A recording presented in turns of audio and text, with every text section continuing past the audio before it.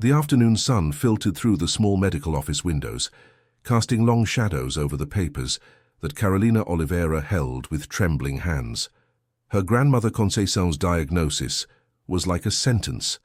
She needed specialized treatment that cost more money than they could ever gather in their modest life in Maresias, a picturesque coastal town where time seemed to stand still among the faded colored houses and the persistent scent of salt. 3 weeks, doctor. Campos murmured with a tired voice. That's how long you have before the bank forecloses on the mortgage. I'm sorry, Carolina. The 28-year-old woman pressed the documents against her chest, as if she could thus contain the collapse of her world. Her eyes, the color of amber in the dim light, didn't shed a single tear. She wouldn't allow herself. Not yet. Sometimes destiny puts doors before us that we would never have considered opening, until necessity pushes us to turn the handle, she thought, as she walked down the cobblestone streets toward the house that might soon no longer belong to them. That night, sitting beside her sleeping grandmother's bed, Carolina unfolded the local newspaper, and her gaze stopped at an elegantly framed advertisement. Mendonça Business Group seeks executive assistant. Excellent compensation. The headquarters was at the mansion of the region's most powerful businessman, the man everyone talked about but few really knew, a man with sufficient resources to save her grandmother, to preserve their home. Destiny had placed a door before her, and although her hands trembled, Carolina was determined to open it. What she didn't know was that on the other side, she would not only find the solution to her economic problems, but the beginning of a journey that would transform her heart in ways she never could have imagined. The Mendonça mansion stood imposingly on the cliff, overlooking the entire bay of Maresias. Its white walls and glass windows reflected the light of the rising sun when Carolina, dressed in her only formal outfit, crossed the enormous wrought-iron gates. The secretary, a severe-looking woman named Fatima, guided her through marble corridors to an office where time seemed to be measured in millions. "Mr. Mendonça will see you in a moment," she announced, before disappearing through a carved wooden door. Carolina mentally reviewed her modest resume. She had abandoned her accounting studies to care for her grandmother when she fell ill, dedicating herself since then to various occasional jobs that barely allowed them to subsist. What could she offer to a business empire? The door opened without warning, revealing a man whose presence filled the room even before entering it. Ricardo Mendonça, at 45, emanated a silent authority that made Carolina's knees weaken. "Miss Oliveira." His voice was deep, measured, as if each word had a price. "Please sit down." Ricardo's eyes, a steely gray that seemed to evaluate every detail of her person, fixed on her with a disconcerting intensity. He wore an impeccable suit that contrasted with Carolina's simplicity, further accentuating the distance between their worlds. "Your resume is insufficient," he declared straightforwardly, after reviewing the papers before him. "You don't have the experience the position requires." Carolina's heart sank. She had placed all her hopes in this opportunity. "However," he continued, leaning slightly forward, "there's something about you that interests me." Carolina held her breath as he rose and walked to the window, turning his back to her. "I've investigated you, Miss Oliveira. I know about your family situation, your sick grandmother, the mortgage about to expire." Carolina's cheeks flushed, divided between shame and indignation. Why would he have investigated her private life? "I don't understand what that has to do with the job, Mr. Mendonça," she responded with a firmness that surprised them both. Ricardo turned, and for an instant, a flash of something resembling respect crossed his usually impenetrable gaze. "It has to do with a different proposal I want to make you." In the silence that followed, Carolina perceived that her life was about to change forever. The proposal that Ricardo Mendonça was about to make had nothing to do with being his assistant, and everything to do with a contract that would test each of her principles.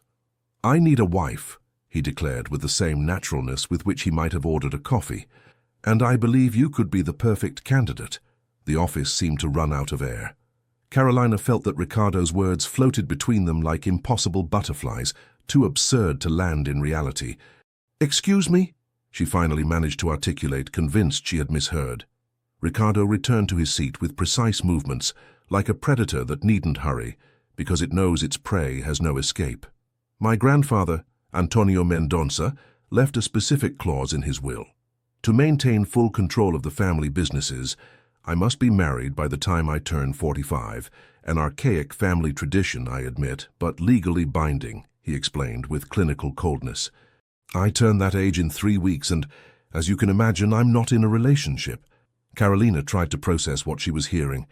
The proposal was so outrageous it was almost comical, except for the absolute seriousness with which he presented it. "And why me?" she asked, recovering part of her composure. "Surely you know dozens of women more suitable for this role."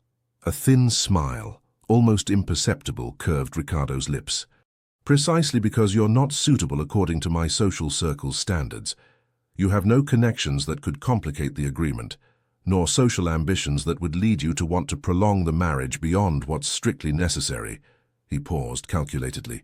"Besides, your evident sense of responsibility and traditional values are qualities I appreciate for keeping up appearances." Carolina stood up abruptly, indignant. "I'm not a commodity you can buy, Mr. Mendonça. I offer you 2 million reais," he replied with the same calmness, "enough to settle the mortgage, pay for your grandmother's complete treatment, and ensure your welfare for years. In exchange, I only ask for 1 year of your life, pretending to be my wife before society." The numbers danced in Carolina's mind, tempting and terrifying in equal parts. With that money, her grandmother could receive the best possible treatment. They would never again have to worry about losing their home. "And what would happen after a year?" she asked in a barely audible voice. "Discreet divorce, of course. You would be free, with a substantial financial compensation, and I would maintain control of my businesses. A beneficial agreement for both." Carolina breathed deeply, fighting against the dizziness that threatened to overwhelm her. "I suppose there would be conditions," she murmured, hating herself for even considering the proposal. Ricardo opened a drawer and extracted a document that he slid toward her. "Everything is detailed here. Most importantly, the marriage must appear authentic in public. We will live together in my mansion, attend social events as a couple, and maintain the facade before everyone, including my family. In private, of course, each will have their personal space. Separate rooms and absolute respect for your privacy." Carolina took the contract with trembling fingers, scanning those clauses that converted something as sacred as marriage into a simple commercial transaction. "Why should I trust you?" she asked, raising her gaze to face those grey eyes. "How do I know you'll fulfill your part when the term ends?" For the first time, Ricardo seemed genuinely surprised by her question. Perhaps no one had ever dared to question his word. "My reputation in business is impeccable, Miss Oliveira. I haven't reached where I am by breaking my word." Carolina looked at the contract again, knowing that in it could be her grandmother's salvation or the biggest mistake of her life. "I need time to think," she finally said. "You have until tomorrow," he replied, returning to his usual coldness. "Circumstances don't allow us the luxury of indecision." As she left the mansion with the contract stored in her purse, Carolina felt she was carrying a much heavier weight than simple sheets of paper. She carried the weight of an impossible decision, sacrificing her principles to save what she loved most. That night, Carolina's house seemed smaller than ever, as if the walls were closing in around her dilemma. Sitting at the kitchen table under the yellowish light of an old lamp, she reread each page of the marriage contract, while the clock hands moved inexorably toward a future she could no longer imagine. "Still awake, my child?" Conceição's fragile voice startled her, making her quickly hide the documents. "Grandma, you should be resting," Carolina responded, forcing a smile as she helped the elderly woman sit beside her. Conceição Santos, at 76, preserved in her tired eyes the same tenacity she had transmitted to her granddaughter. She had raised Carolina since her parents died in an accident when she was only 10 years old, sacrificing everything to give her a home full of love. "What worries you so much that you can't sleep?" she asked, covering Carolina's hand with hers, marked by wrinkles and age spots. Carolina considered lying, but how could she hide something that could change their lives forever? "I've been offered a job," she began, carefully choosing her words. "One that would pay very well, enough for your treatment, and to save the house." Conceição's eyes lit up briefly, but hope gave way to suspicion when she noticed her granddaughter's tormented expression. "What kind of job makes my brave Carolina seem so frightened?" Carolina averted her gaze, unable to withstand her grandmother's scrutiny. "It's complicated, Grandma.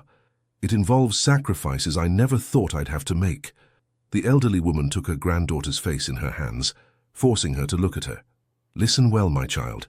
There's no money in this world worth the loss of your dignity. I'd rather leave this world in peace, knowing you remain true to yourself, than see you sacrifice who you are for a few coins." The tears Carolina had contained all day finally overflowed from her eyes. "But Grandma, if I don't get the money, life finds its ways, Carolina. It always has. And I've lived enough to know that decisions made from fear rarely lead us to a good port." After Conceição went back to sleep, Carolina went out to the small backyard, where the stars shone with special intensity that night.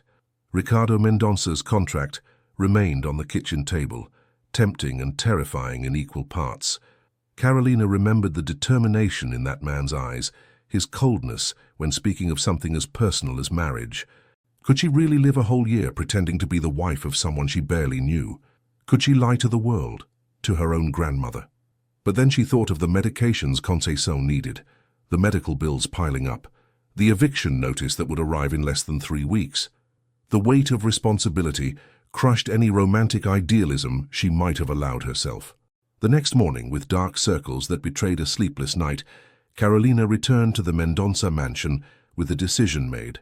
Fatima led her again to the office, where Ricardo awaited her with the same impenetrable expression as the day before. "I've come to give you my answer," Carolina announced, holding his gaze with a firmness she didn't know she possessed. "I accept your proposal, but with an additional condition." Ricardo arched an eyebrow, visibly surprised by her audacity. "A condition? You're not in a position to negotiate, Miss Oliveira." "On the contrary," she responded calmly. "You need a wife in less than 3 weeks. I'm your best option, and you know it." A tense silence settled between them before Ricardo made a gesture with his hand, inviting her to continue. "I want the money for my grandmother's treatment and to settle the mortgage to be transferred before the wedding. The rest can wait until the end of the contract." Ricardo studied her for a few moments, as if seeing her for the first time. Finally, he nodded. "Agreed, but I'll also add a clause. Absolute discretion. No one, not even your grandmother, must know that our marriage is an arrangement. If anyone discovers the truth, the contract will be nullified and you must return the money." Carolina felt a chill run down her spine. She would have to lie to Conceição, to the woman who had taught her the value of honesty. "Agreed," she murmured, extending her hand to seal that pact. When Ricardo's fingers enveloped hers in a firm handshake, Carolina had the unsettling sensation that she was signing something much more transcendental than a simple legal contract. She was giving away a year of her life, but also, without knowing it, she was opening the door to a destiny that would change her heart forever. Our Lady of Refuge Cathedral, with its centuries-old stained glass windows and imposing colonial architecture, had never witnessed a wedding as peculiar as the one being celebrated on that sunny May Sunday. Just 2 weeks after their first meeting, Carolina Oliveira walked down the central aisle on the arm of João, the elderly gardener who had agreed to give her away in the absence of a father. The dress, an exclusive design that Ricardo had ordered made for the occasion, fit her figure with the precision of something created specifically for her. The antique lace veil partially covered her face, hiding the mixture of determination and fear that danced in her eyes. The church pews were occupied by a select group of guests, the regional high society, Ricardo's business partners, and some trusted employees. In the front row, Conceição observed her granddaughter with an indecipherable expression, oblivious to the true meaning of that ceremony. And at the end of the aisle beside the altar waited Ricardo Mendonça, with his usual imperturbable composure, wearing an elegant black suit that accentuated his imposing figure. At his side, his younger brother Paulo looked at him with evident confusion. The announcement of the marriage had fallen like a bomb on the Mendonça family, especially since no one knew the bride until that moment. When Carolina reached the altar, and João symbolically placed her hand on Ricardo's, an involuntary shiver ran down her spine. His fingers closed over hers with a confidence that contrasted with her own nervousness. "You look beautiful," he murmured, loud enough for those closest to hear, thus beginning the representation they had agreed upon. The ceremony proceeded like a nebulous dream for Carolina. The priest's words about eternal love and unconditional loyalty resonated with cruel irony as she and Ricardo exchanged vows they had memorized the night before. Empty promises, adorned with rehearsed smiles and gazes, meant to convey non-existent love. I, Ricardo, take you, Carolina, as my lawful wife, to love and respect you all the days of my life, he pronounced with such conviction that for an instant even Carolina almost believed it. When her turn came, the words momentarily caught in her throat. I, Carolina, her voice trembled slightly before stabilizing, take you, Ricardo, as my lawful husband to love and respect you all the days of my life. The exchange of rings sealed that farce with 2 bands of white gold and diamonds that weighed on their fingers like invisible shackles. And when the priest pronounced the final words, "You may kiss the bride," Carolina held her breath, aware that they hadn't discussed this detail of the protocol. Ricardo leaned in slowly, lifting the veil with delicacy. His grey eyes, usually cold, now showed an indecipherable brightness as he brought his face closer to hers. The kiss was brief, barely a brushing of lips, but enough to trigger a wave of applause from those present. The reception took place in the gardens of the Mendonça mansion, a space that would now also be Carolina's home. Under white tents and exquisite floral arrangements, the guests celebrated a union that they didn't know had been born from a contract and not from the heart. How did you manage to catch the most coveted bachelor in the region in just 2 weeks? Beatriz, Ricardo's sister, asked straightforwardly as she took a glass of champagne from the waiter passing by them. No one even knew you were dating. Carolina, who had been warned about her now sister-in-law's perspicacity, responded with the story they had carefully fabricated. Some connections don't need time, just intensity, she replied with a practiced smile. When you meet the right person, you simply know. Beatrice evaluated her with a penetrating look that made it clear she didn't believe a word. My brother has never been an impulsive man, especially in personal matters, she insisted. There must be something very special about you for him to have changed his habits so drastically. Before Carolina could respond, she felt a firm hand on her waist. Ricardo had appeared at her side as if he had perceived the tension of the conversation. My wife and I appreciate your concern, Beatrice, he intervened with a smile that didn't reach his eyes, but our story is our own. I trust you'll respect our privacy. The tension between the siblings was palpable, and Carolina understood that there was much more to the Mendonça family than Ricardo had told her. The party continued until nightfall. Carolina alternated between superficial conversations with strangers who now formed part of her social circle and moments with her grandmother, who seemed genuinely happy to see her converted into Mrs. Mendonça. I never imagined seeing you married to a man like him, Conceição commented when they could finally speak alone, but I see how he looks at you. There's something there, my child, although perhaps you haven't even discovered it yet. Carolina felt a pang of guilt. Her grandmother, with that intuition that years bestow, saw something that didn't exist, or at least shouldn't exist according to the terms of the contract. It's complicated, Grandma, she responded, avoiding a direct lie. Love always is, Conceição smiled, squeezing her hand affectionately. But it's worth it, Carolina. It's always worth it. When the last guest departed, Carolina found herself alone with Ricardo in the immense marble hall of the mansion. The silence between them was dense, charged with the strangeness of their new shared reality. I'll show you to your room, he finally said, leading her up a curved staircase to the 2nd floor. I've ordered your belongings to be transferred. If you need anything else, Fatima will take care of it. The suite assigned to her was larger than the entire house where she had lived with her grandmother. The windows offered a spectacular view of the bay, and every detail of the furnishings exuded luxury and refinement. Your grandmother will be transferred tomorrow to the private medical center where she'll receive her treatment, Ricardo continued, remaining at the threshold of the door.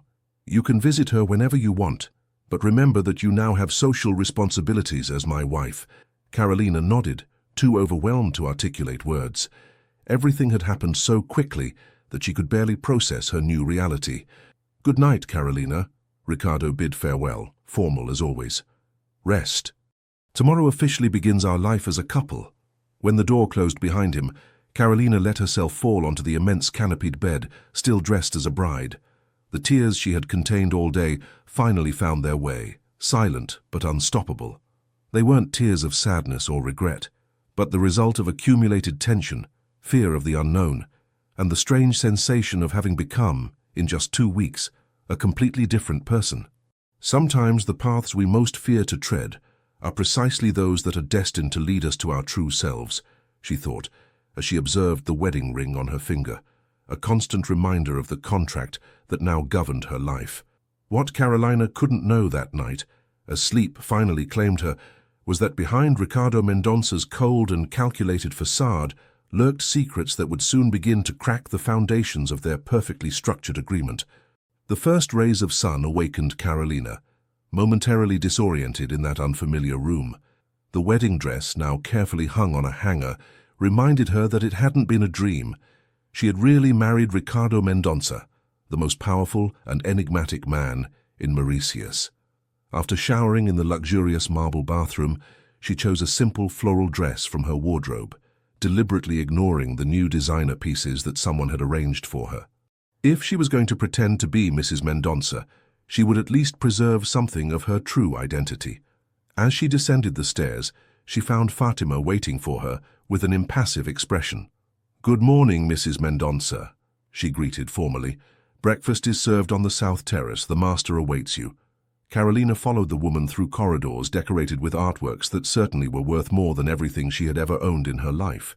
The mansion, seen in daylight, was even more impressive, a perfect blend of classical architecture and contemporary touches that spoke of its owner's refined taste.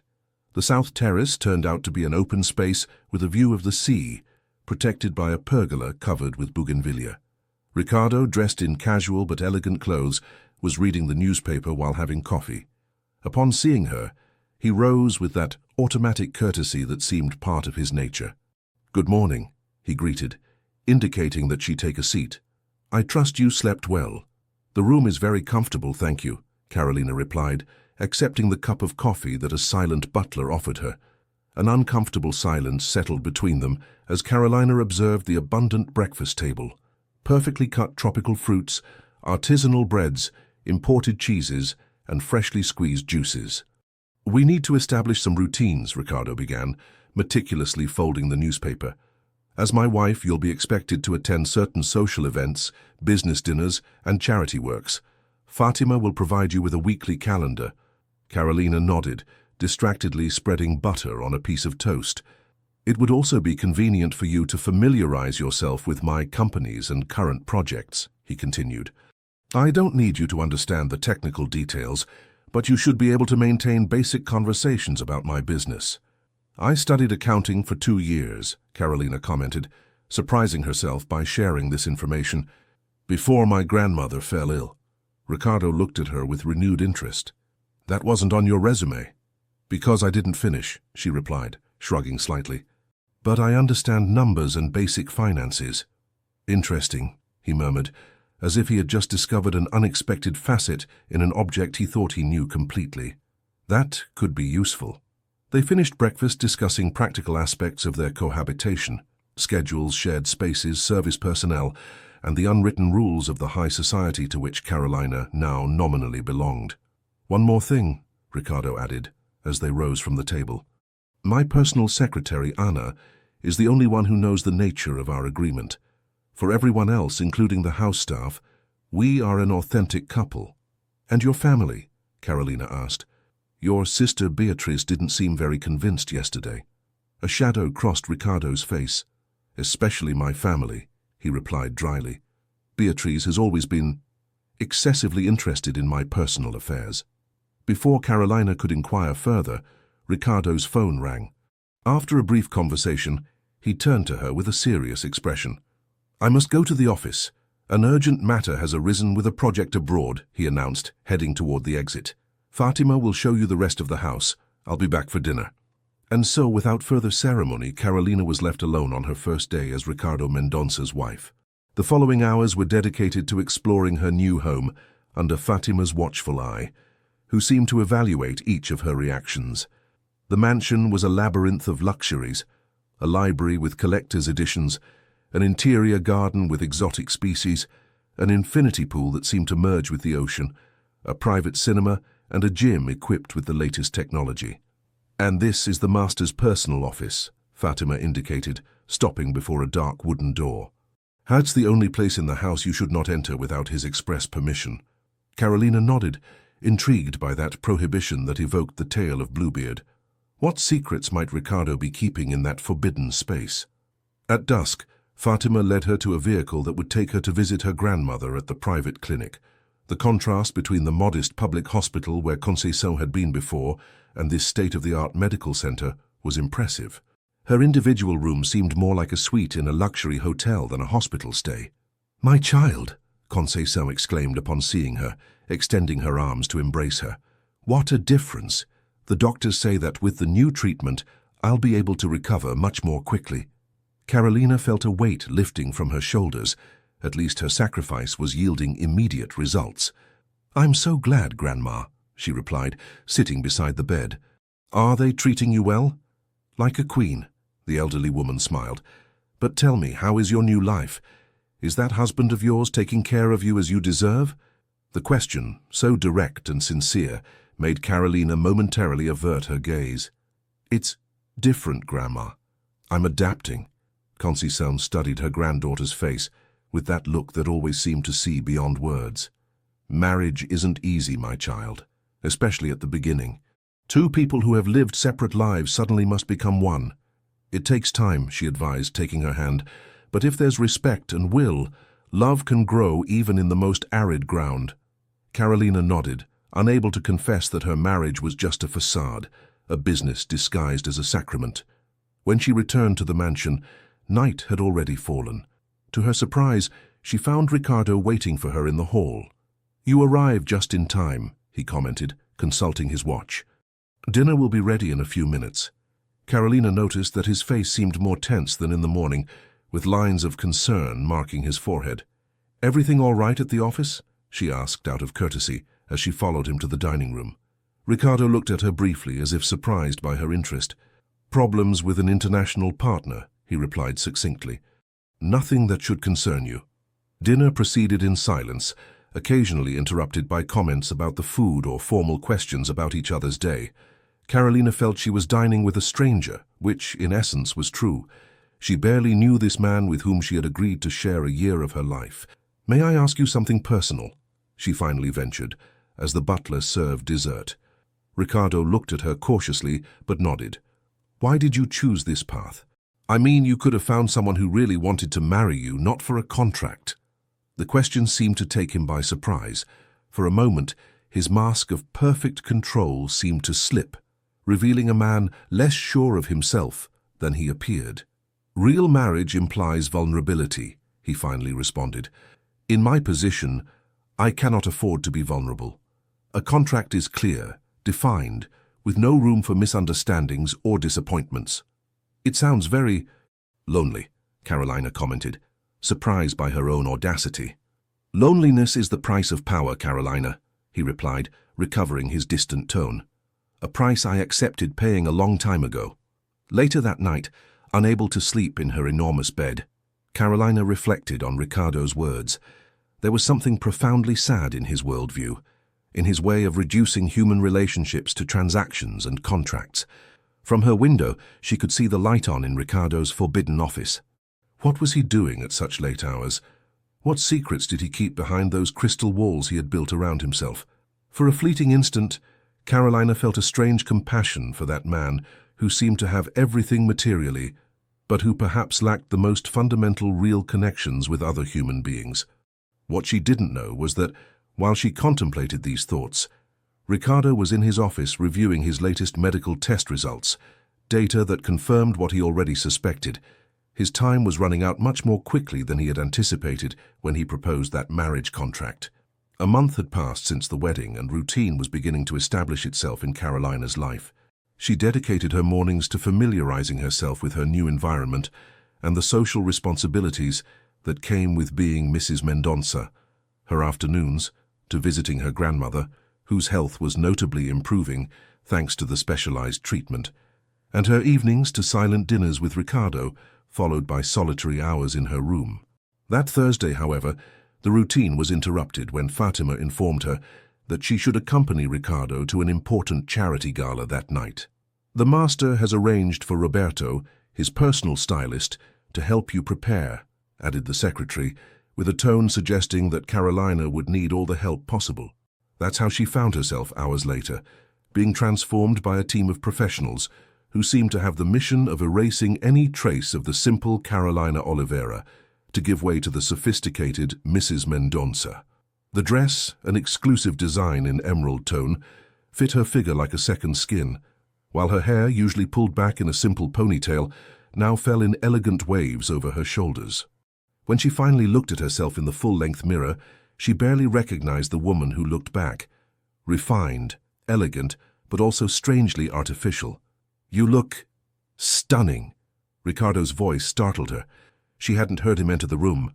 Carolina turned to meet his gaze, surprised by the compliment and even more by the gleam of genuine admiration she detected in those usually expressionless eyes. "Thank you," she replied, suddenly conscious of her own nervousness. "Although I don't feel like myself." Ricardo approached, impeccable in his black tuxedo that accentuated his distinguished bearing. "Tonight is important," he explained, as he offered her a small velvet box. "The Mendonça Foundation raises funds for educational scholarships. Many of my partners and competitors will be present." Carolina opened the box to find a set of emerald earrings and necklace that undoubtedly were worth a fortune. "I can't accept this," she murmured, overwhelmed by the value of the jewelry. "It's not a gift," Ricardo clarified pragmatically. "They're part of the wardrobe that corresponds to my wife. The Mendonça jewels have been in my family for generations." With slightly trembling hands, Carolina allowed Ricardo to place the necklace on her. His fingers briefly brushed the skin of her nape, causing her an involuntary shiver.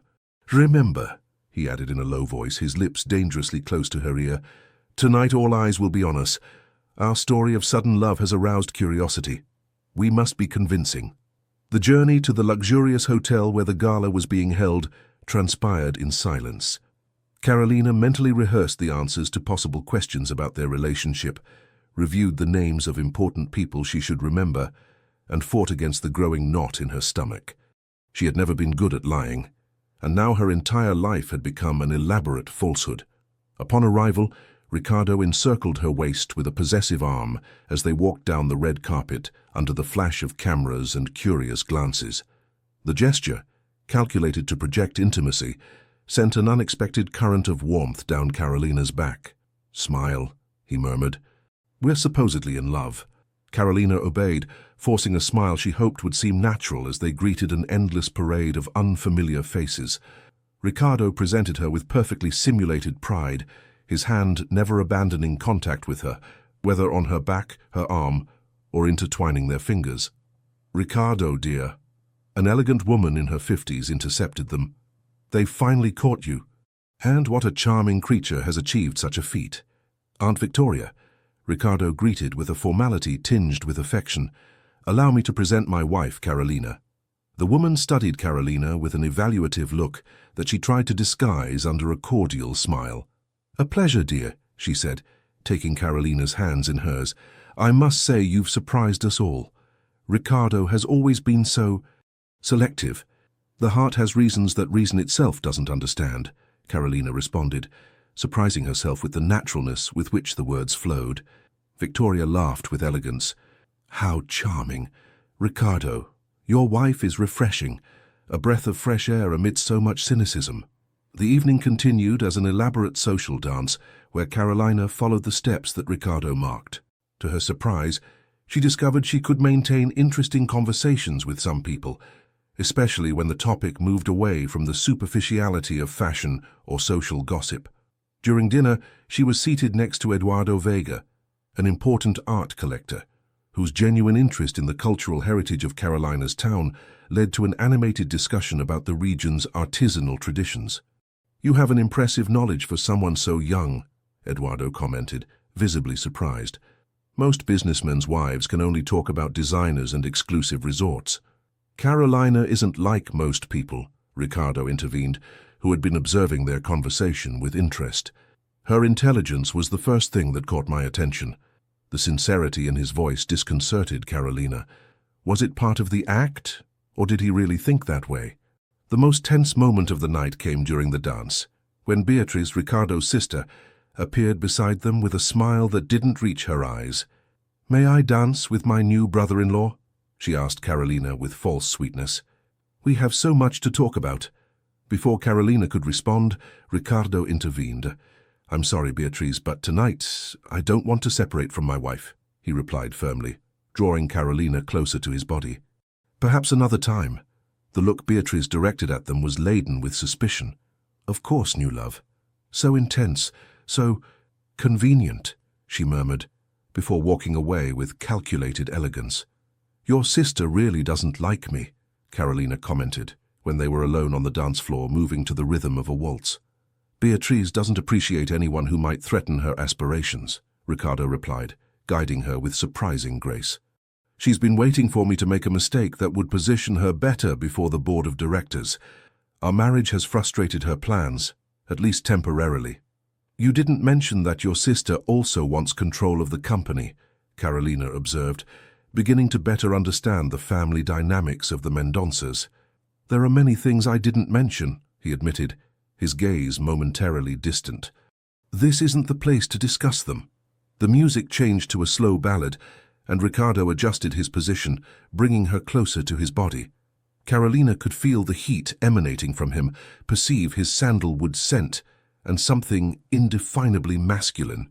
For a moment she forgot they were acting, and allowed herself to enjoy the sensation of being held by strong arms, of moving in perfect synchrony with another person. When Ricardo inclined his face toward hers, his lips gently brushing her forehead in a gesture that seemed intimate and natural, Carolina felt her heart treacherously quicken. She had to remind herself that everything was part of the show, of the elaborate lie they had constructed. The night advanced amid glasses of champagne, superficial conversations, and stolen glances.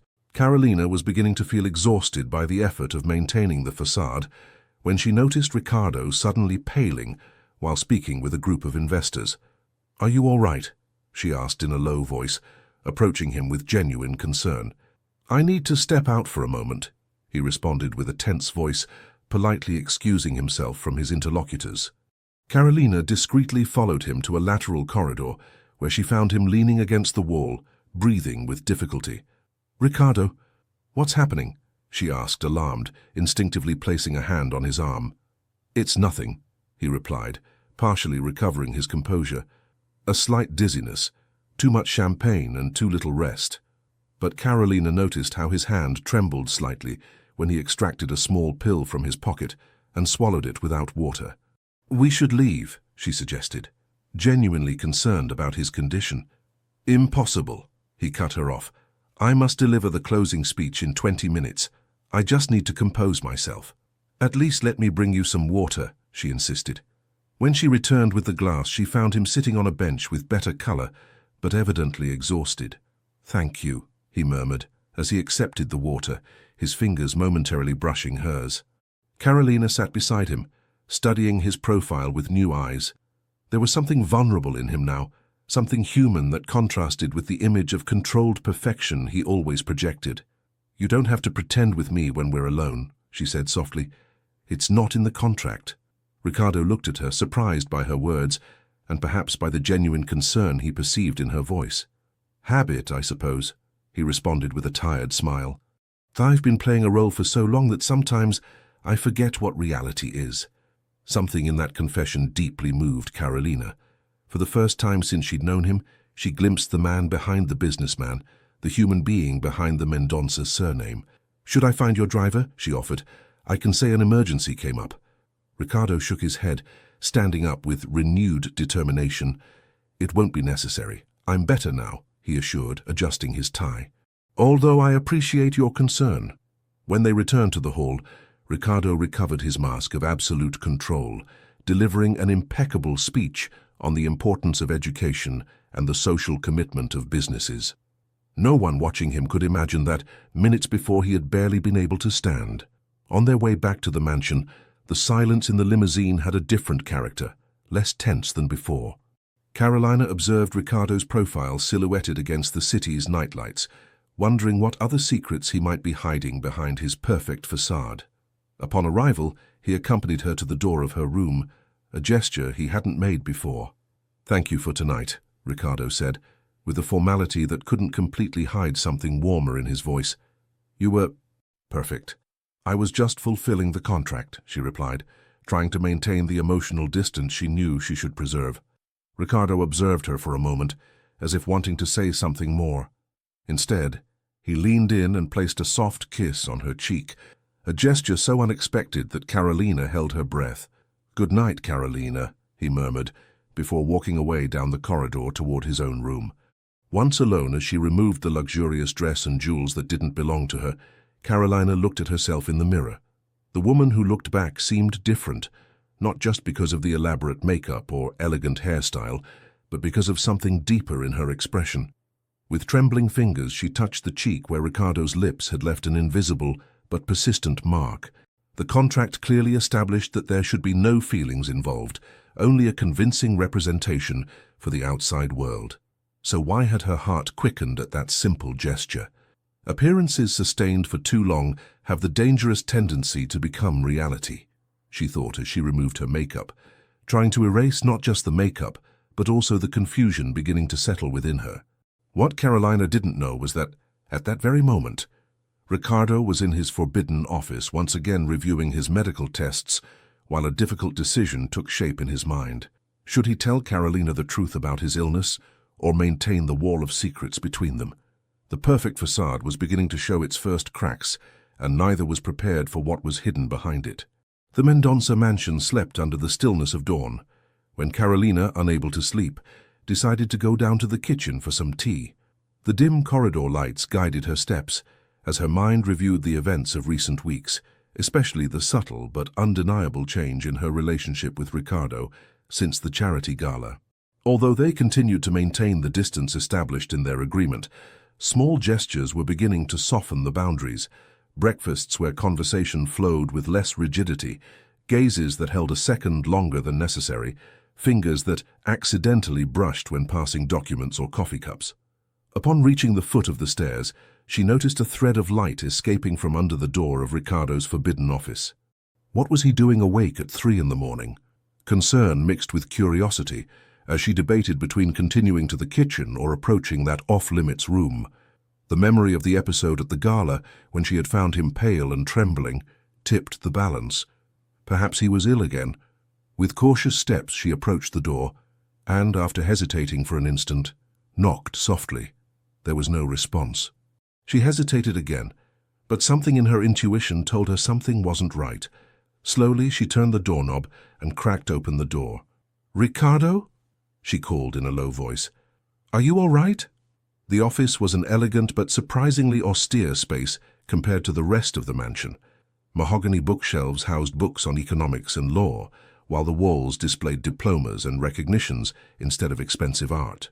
A large desk dominated the center of the room, but what caught Carolina's attention was Ricardo, asleep atop scattered documents, with an expression of exhaustion he rarely allowed to be seen when conscious. She approached cautiously, not wanting to startle him. On the desk next to his hand, relaxed by sleep, was an open medical file. Carolina didn't intend to read it, but a heading in red letters jumped out at her. "Confidential Diagnosis Advanced Hypertrophic Cardiomyopathy." Her heart raced as her mind processed what she had just discovered. She wasn't a medical expert, but she knew enough to understand it was a serious heart condition. A sudden movement startled her. Ricardo had awakened and was looking at her with a mixture of surprise and something that seemed almost like fear. "What are you doing here?" he asked, his voice rough from sleep mixing with a defensive tone as he quickly closed the medical folder. "I was going down for tea and saw light under your door," Carolina responded, too impacted by her discovery to invent a more elaborate excuse. "I was worried." Ricardo sat up, passing a hand over his face in a gesture of fatigue. "I'm fine," he asserted with the same determination as always, but Carolina could no longer believe that facade. "No, you're not," she replied with a firmness that surprised them both. "You're ill, Ricardo, gravely ill." The silence that followed was dense, laden with unspoken truths and the tension of an exposed secret.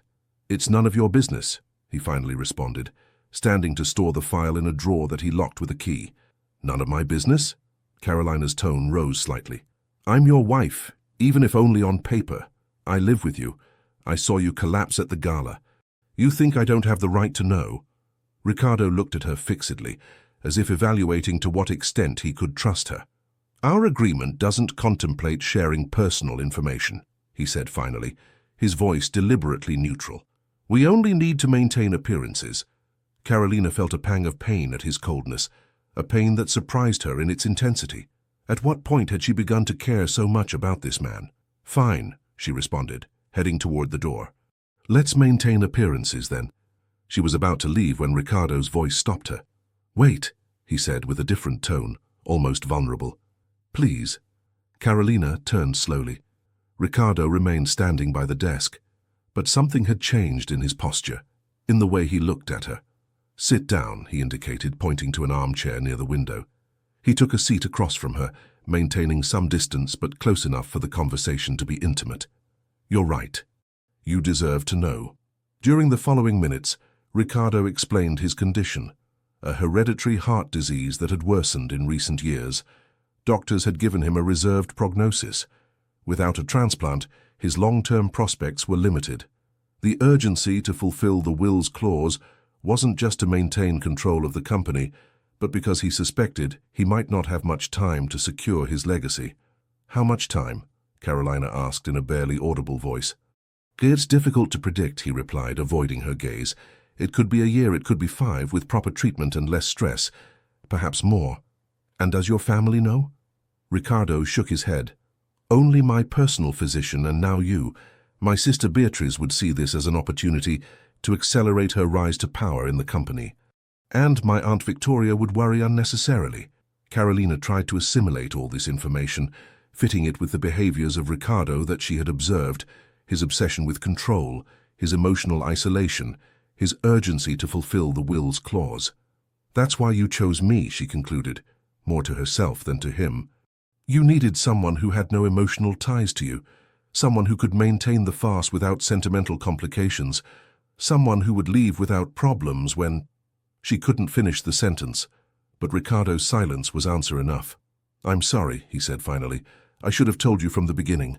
Carolina stood and walked to the window, observing the moon silvering the garden. Her mind was a whirlwind of contradictory emotions: compassion for the man who had just revealed his deepest vulnerability to her, indignation at having been used as part of a desperate plan, and something more disquieting that she dared not name. "What treatment are you following?" she asked after a long silence, her protective instinct emerging over any other consideration. Ricardo seemed surprised by the question, as if he had expected recriminations or even the threat of breaking the contract.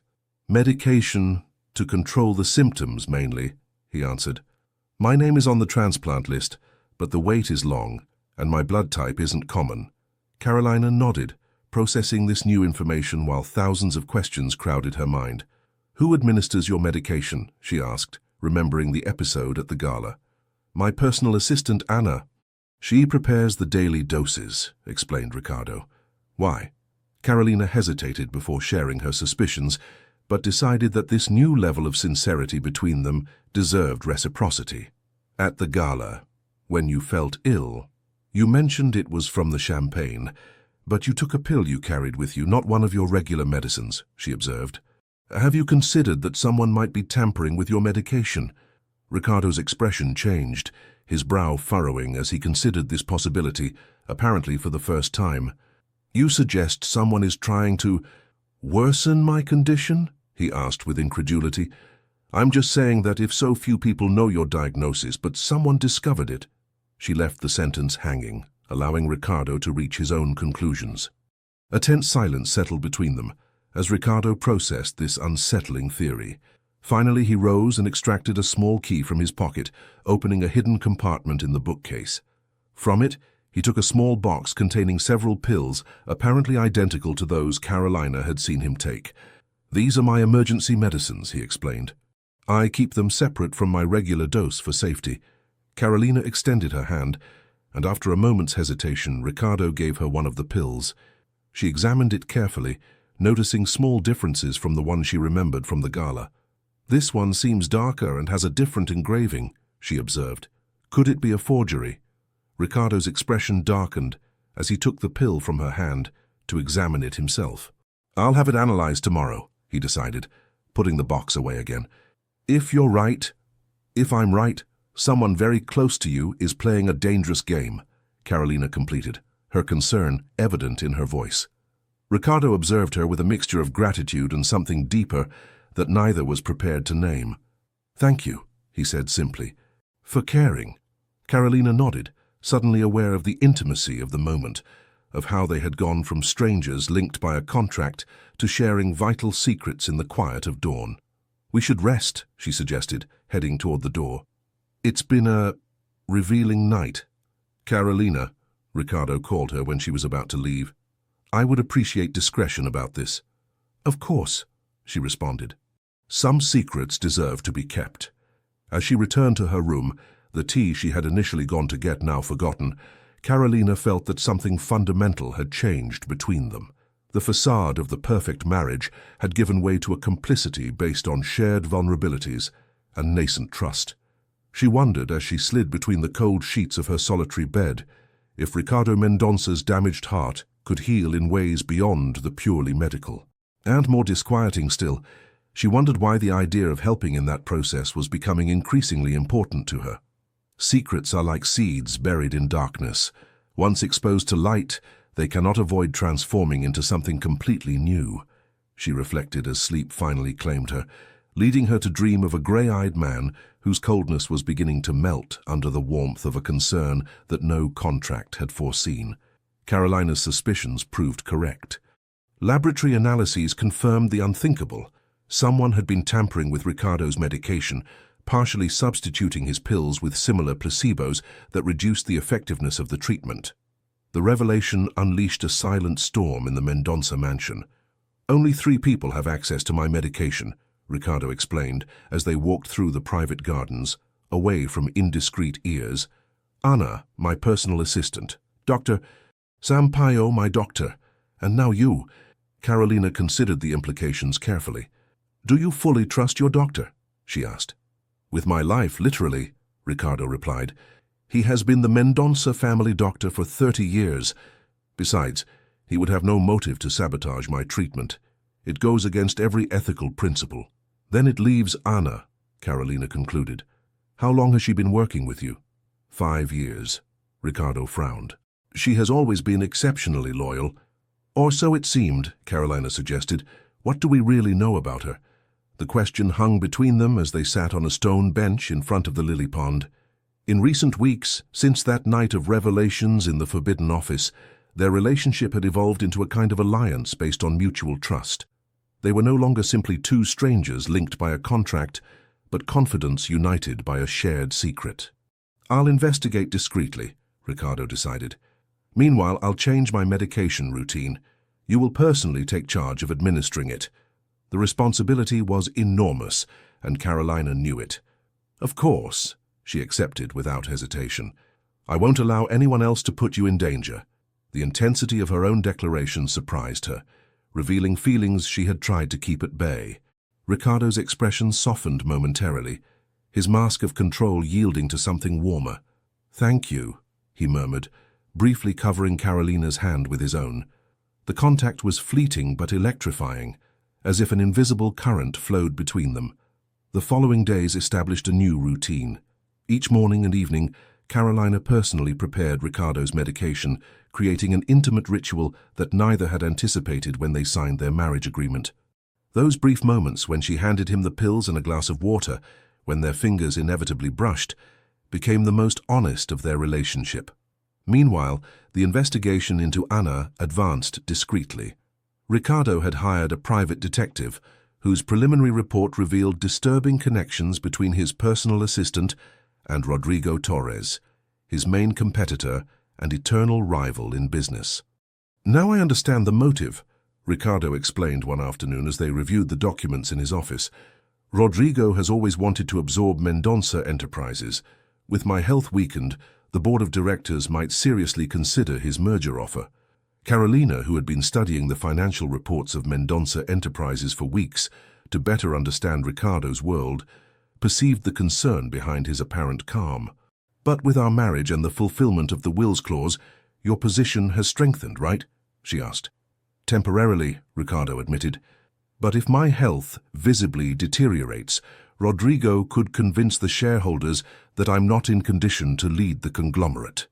The gravity of the situation settled between them like a shadow. "So what do we do?" Carolina asked, instinctively using the plural as if Ricardo's problems were now also hers.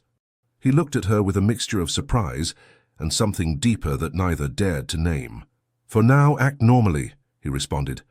"Anna must not suspect that we've discovered her, and we need conclusive evidence before taking measures." The Harvest Festival, the most important celebration in Mauritius, arrived with its traditional explosion of colors, music, and ancestral rituals. As part of the local traditions, couples participated in the renewal ceremony, a symbolic ritual where they renewed their marriage vows under the sacred tree in the central plaza. "We cannot miss it," Fatima explained to Carolina while supervising the preparations. "The Mendonça family has always participated in local traditions. Your absence would arouse rumors." Carolina understood the social importance of the event, but wondered how she and Ricardo would face such an intimate ritual when their marriage continued to be, in essence, a commercial agreement. Or at least, that's what she told herself each time her heart inexplicably quickened in the presence of her husband. On the night of the festival, Carolina wore the traditional outfit, a wide skirt with vibrant colors and a hand-embroidered blouse with floral motifs. When she descended the stairs, she found Ricardo waiting for her, equally attired in the traditional male outfit, white pants, embroidered shirt, and a ceremonial vest. "You look beautiful," he commented, his gaze appreciatively scanning her figure. "You seem born for these traditions." The compliment, so sincere and spontaneous, tinged Carolina's cheeks pink. "Thank you," she responded. "You also look different. Traditional suits you well." A complicit silence settled between them as they headed to the vehicle that would take them to town. The complicity developed during recent weeks had transformed their relationship, blurring the lines of the contract that formerly united them. The festival was a spectacle of light and color. The streets of Mauritius, adorned with flower garlands and lanterns, teemed with activity. Traditional musicians played at every corner, while food stalls offered regional specialties. As prominent figures in the community, Ricardo and Carolina were received with respectful greetings and bows. "My child!" Conceição's voice cut through the bustle. Carolina's grandmother, notably recovered thanks to the specialized treatment, was making her way through the crowd. "Grandma!" Carolina exclaimed, embracing her with genuine joy. "I didn't know you were coming." "And miss seeing my granddaughter participate in the renewal ceremony?" "Not a chance," the elderly woman responded with a mischievous smile. Her gaze shifted to Ricardo, evaluating him with that intuition only years bestow. "Mr. Mendonça," she greeted with a slight nod of her head. "Please call me Ricardo," he responded with a warmth that surprised Carolina. "We're family now." Conceição nodded, satisfied with the response. "Take good care of my treasure," she warned, her tone light but her eyes serious. "There's no wealth in this world worth more than her heart." "I know," Ricardo responded simply, his gaze briefly meeting Carolina's. The renewal ceremony began at dusk, when the last rays of sun bathed the central plaza in golden tones. Couples of all ages formed a circle around the ancient tree, whose branches had witnessed generations of love promises. When their turn came, Carolina and Ricardo advanced to the center of the circle. The elder who officiated the ceremony offered them the traditional cup, a chalice carved in wood where local wine mixed with wild honey, a symbol of the sweetness and strength a marriage should have. "Drink from the same cup, share the same destiny," the elder intoned, while the crowd maintained a reverent silence. Ricardo took the cup first, his eyes never leaving Carolina's as he took a small sip. When he passed the chalice to her, their fingers intentionally brushed. Carolina drank, feeling the sweet liquid descend her throat while an inexplicable emotion took hold of her.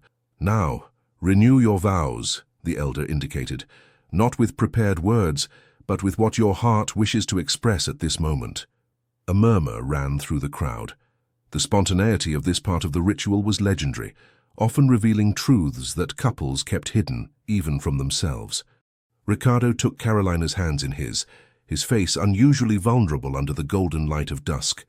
"Carolina," he began, his voice softer than she had ever heard, "when I proposed this marriage, I thought I was only securing my business legacy. I didn't imagine I would be gaining an ally, a confidant," he paused, as if searching for the precise words.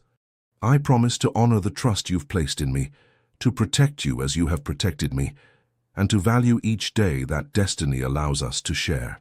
The words, so far from their contractual agreement, so laden with unexpected truth, left Carolina momentarily breathless.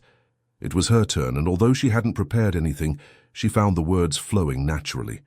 "Ricardo, I came into your life seeking security for my family, never imagining I would find much more." Her voice trembled slightly, but her eyes never left his. "You've torn down my prejudices, shown me strength in vulnerability. I promise to stand by your side in every battle you face, to be your support when your strength fails, and to remind you each day that no contract can define what the heart decides for itself." A collective sigh ran through the audience, moved by the apparent depth of their commitment. Only the two of them knew the true meaning behind those words, the layers of truth and simulation that intertwined in their relationship. The elder gave them 2 red ribbons, which they had to tie around their wrists, symbolizing the renewal of their union. As Ricardo delicately tied the ribbon around Carolina's wrist, his eyes communicated something that transcended any rehearsed script. The ceremony concluded with music and traditional dances. Carolina and Ricardo joined the celebration, moving to the rhythm of ancestral melodies. Their bodies approached and separated, following the patterns of the dance, an involuntary metaphor for their own relationship, a constant dance between closeness and distance, between the real and the simulated. Later that night, as they walked back to the mansion under a starry sky, a complicit silence enveloped them. The red ribbons on their wrists seemed to glow under the moonlight. "What you said during the ceremony," Carolina began, her voice barely a whisper. "Every word was sincere," Ricardo responded, stopping to look at her directly, "perhaps more sincere than I was prepared to admit." The revelation hung between them, laden with possibilities and unexpressed fears. Carolina felt her heart beating wildly, confused by emotions that no clause in the contract had foreseen. "Ricardo, Before she could complete her thought, Ricardo's phone rang insistently. The call was from his private detective. They had definitive proof against Ana and her connection with Rodrigo Torres. The conspiracy was wider than imagined, involving members of the board of directors. The magic of the moment vanished, replaced by the urgency of the situation. But as they hurriedly returned to the mansion to face this new crisis, the red ribbon on their wrists and the exchanged promises remained as testimony to something that was blooming between them, something neither had sought, but which they could no longer ignore. Sometimes the promises we make as part of an act reveal truths that our heart knows before our mind. Carolina thought as she contemplated her reflection in the mirror that night, her fingers unconsciously caressing the red ribbon that Ricardo had tied with such delicacy. What neither could foresee was that the newly discovered evidence against their enemies would unleash a storm that would test not only their strategic alliance, but also the incipient feelings that no contract could contain. The scandal exploded like a calculated bomb in Marezia's business circles.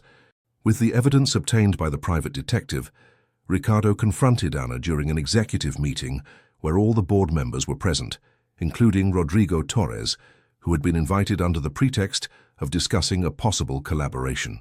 Carolina observed from a discreet second plane, impressed by Ricardo's meticulous strategy. With surgical precision, he presented documents, recorded conversations, and bank transfers that demonstrated the conspiracy to weaken his position by manipulating his medication. "Do you deny your participation in this?" Ricardo asked Ana, his voice controlled but laden with an authority that made everyone present shudder. The personal assistant, cornered by the evidence, looked desperately toward Rodrigo Torres, who maintained an impassive expression. "It was his idea," she finally stammered, crumbling. "He promised me an executive position in the new company when he took control." Rodrigo stood up abruptly, his face reddened by fury and humiliation. "These accusations are ridiculous," he exclaimed.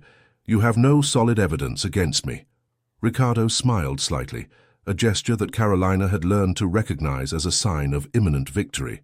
No, he responded, activating a recording where Rodrigo's voice explicitly discussed the plan to manipulate Ricardo's medication and force a health crisis that would convince the board of his incapacity to lead. The silence that followed was dense, laden with shock and disbelief. The board members, some of whom had secretly sympathized with Torres's proposals, now looked at him with contempt and horror. "This meeting is over," Ricardo declared with authority. "Security will escort Mr. Torres and Ms. Anna out of the building. My lawyers will contact you to discuss criminal charges." When the room was empty except for Ricardo and Carolina, he finally allowed himself to show the exhaustion the confrontation had caused him. He sank into his executive chair, briefly closing his eyes. "You did it," Carolina murmured, approaching to place a comforting hand on his shoulder. "So you unmasked them." Ricardo covered her hand with his, a gesture of intimacy that had become increasingly natural between them. "We did it," he corrected, looking at her with an intensity that made her heart race. "Without you, without your intuition and support, I'd probably be hospitalized right now, or worse." The moment was interrupted by Paulo, Ricardo's younger brother, who entered the office hurriedly. "I just heard," he exclaimed, his face reflecting genuine concern. "Are you all right? What the hell was that lunatic Torres thinking?" Ricardo exchanged a quick glance with Carolina. His brother didn't know his medical condition, and now he had to decide whether to share that truth as well. "Paulo, there's something you need to know," Ricardo began, making a decision that would mark a before and after in his family relationship. During the following hour, Ricardo revealed to his brother his diagnosis of hypertrophic cardiomyopathy, explaining the severity of his situation and how this had motivated both his sudden marriage and Torres's attack. Paulo listened in silence, his expression transforming from initial shock to iron determination. "Why didn't you tell me before?" he finally asked, his voice laden with pain. "I'm your brother, for God's sake." "I didn't want you to treat me differently," Ricardo responded honestly. "I didn't want to see pity in your eyes every time you looked at me." Paulo shook his head, visibly moved. "It wouldn't be pity, you idiot," he replied with affectionate brusqueness. "It would be concern, brotherly love. Have you forgotten what family means?" The question hung in the air, laden with truth. Carolina observed the exchange between the brothers, suddenly understanding how isolated Ricardo had kept himself, building walls around him that supposedly protected him, but in reality distanced him from genuine connections. "It's never too late to remember," Carolina softly intervened, looking at both brothers. Paulo observed her as if seeing her for the first time, not as his brother's sudden wife, but as someone who genuinely cared for Ricardo. "So, you two really—" He left the question unfinished, his gaze alternating between them. Ricardo took Carolina's hand, intertwining his fingers with hers in a gesture that transcended any act. "It's complicated," he responded simply, "but real. More real than we expected when all this began." The response, ambiguous but laden with meaning, provoked a comprehending smile from Paulo. "I'm glad," he said sincerely. "I always thought you needed someone who could see beyond the Mendonça surname, someone like her." The family meeting concluded with a joint action plan. Paulo would temporarily assume more responsibilities in the company, allowing Ricardo to reduce his stress while they continued monitoring his medical condition. They also agreed to inform Aunt Victoria, who, contrary to Ricardo's fears, proved to be a pillar of strength and practical support. That night, as they returned to the mansion, Carolina felt that something fundamental had changed. Ricardo had begun to dismantle his own defenses, allowing himself to reconnect with his family and, perhaps most significantly, with his own emotions. "Thank you," he said as they walked through the garden under a starry sky, "for being there today, for everything." Carolina stopped, turning to look at him directly. "You don't have to thank me," she responded softly. "It's what people who care for each other do." "Is that what we are now?" Ricardo asked, his voice laden with a rarely shown vulnerability. "People who care for each other." Carolina felt her heart beating rapidly. For months they had danced around this question, maintaining the fiction of a marriage by contract, while their feelings evolved toward something neither had foreseen. "I think we have been for a long time," she finally admitted. We just didn't want to put it into words. Ricardo took a step toward her, shortening the distance between them. The moonlight silvered his face, softening his usually severe features. "I'm afraid, Carolina," he confessed in a whisper. "Not of Torres, nor of the disease. I'm afraid of what I feel for you." The confession, so simple yet so profound, hung between them like a truth too long silenced. "I'm afraid too," she responded with equal honesty. Because none of this was in the contract, none of this was part of the plan. Their faces were now so close they could feel each other's breath. The moment seemed suspended in time, laden with all the unspoken words and repressed feelings of months. Slowly, as if afraid of breaking something fragile and precious, Ricardo inclined his face toward hers. Their lips met in a tentative kiss, a silent question that Carolina answered by moving closer, deepening the contact. Unlike that ceremonial kiss at their wedding, this wasn't for appearances. It was real, vulnerable, laden with an emotion that neither could continue denying. When they finally separated, both knew they had crossed an invisible line. The contract that had defined their relationship could no longer contain the reality of what they felt for each other. "This changes things," Ricardo murmured, his forehead resting against Carolina's. "I know," she responded. "Do you regret it?" Ricardo shook his head, a genuine smile illuminating his face. "For the first time in my life, I don't regret losing control," he confessed. "I only wonder what it means for us, for our agreement." Carolina understood his concern. The contract had been clear: 1 year of marriage without emotional complications, followed by a discreet divorce. But now, how could they separate what they had agreed to in writing from what they felt in their hearts? "Perhaps we should stop worrying about the contract and start focusing on what we really want," she suggested, taking his hand. "One day at a time." Ricardo nodded, bringing Carolina's hand to his lips to place a soft kiss on her knuckles. "One day at a time," he repeated, as if sealing a new agreement, one that needed no signatures or lawyers, but trust and courage. They returned to the mansion, walking hand in hand, aware that their relationship had entered uncharted territory. The marriage that had begun as a business transaction was evolving into something authentic, something neither had sought, but which they could no longer, nor wanted to, avoid. What they didn't know was that this newly discovered understanding would soon face its most difficult test when a figure from Ricardo's past would reappear in their lives, bringing with her the specter of a love he had believed lost forever. The masks we wear to protect ourselves sometimes prevent us from recognizing true love when it presents itself before us. Carolina reflected that night as she prepared for bed. For the first time since she had moved into the Mendonça mansion, she wondered if the solitary room she occupied would continue to be hers for much longer. The afternoon sun streamed through the windows of the Mendonça mansion's library when Fatima announced an unexpected visitor. Carolina, who had been absorbed in reading financial reports of the family businesses, looked up with curiosity. "Miss Isabel Vega requests to see the master," Fatima informed, her tone revealing slight disapproval. "She says it's a personal and urgent matter." The name meant nothing to Carolina, but Ricardo's reaction, who was reviewing documents beside her, was immediate and revealing. A mixture of surprise, confusion, and something more she couldn't identify crossed his usually impassive face. "Isabel?" he murmured, as if the name were a relic from another time. "Are you sure?" Fatima nodded stiffly. "Absolutely, sir. I've shown her to the main salon." Ricardo remained motionless for a moment, his gaze lost in memories Carolina didn't share. Finally, he seemed to remember her presence and looked at her with an indecipherable expression. "Isabel is an old friend," he explained with evident discomfort. "I haven't seen her in years." Carolina nodded, trying to ignore the sudden unease settling in her chest. "Of course you should receive her," she responded with a smile she hoped would seem natural. "I'll wait for you here." Ricardo hesitated, as if wanting to say something more, but finally nodded and left the library. As soon as the door closed behind him, Carolina dropped her mask of serenity. Who was this Isabel who provoked such a reaction in the always controlled Ricardo Mendonça? Curiosity won over discretion. Silently she approached the door and cracked it open, just enough to hear fragments of the conversation, coming from the main salon, partially visible from her position. What she saw left her breathless.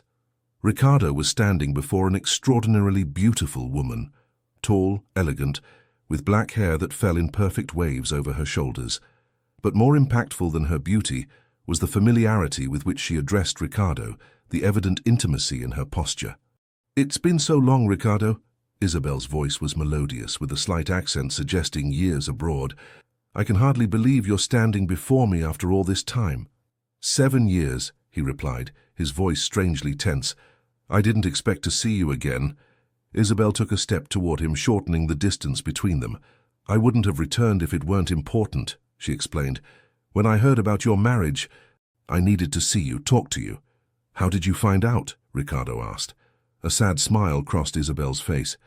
"News flies, even to Paris, especially when it involves the most coveted bachelor in Maresias." She paused. "I must admit it surprised me. You always said you would never—" "Circumstances change," Ricardo interrupted her. "People change." Isabel studied him intensely, as if trying to read deeper truths in his face. "Are you happy, Ricardo?" "Truly happy?" The question hung between them, laden with a meaning Carolina couldn't fully comprehend, but which she felt as a threat. Before Ricardo could respond, Carolina silently closed the door, unable to continue listening.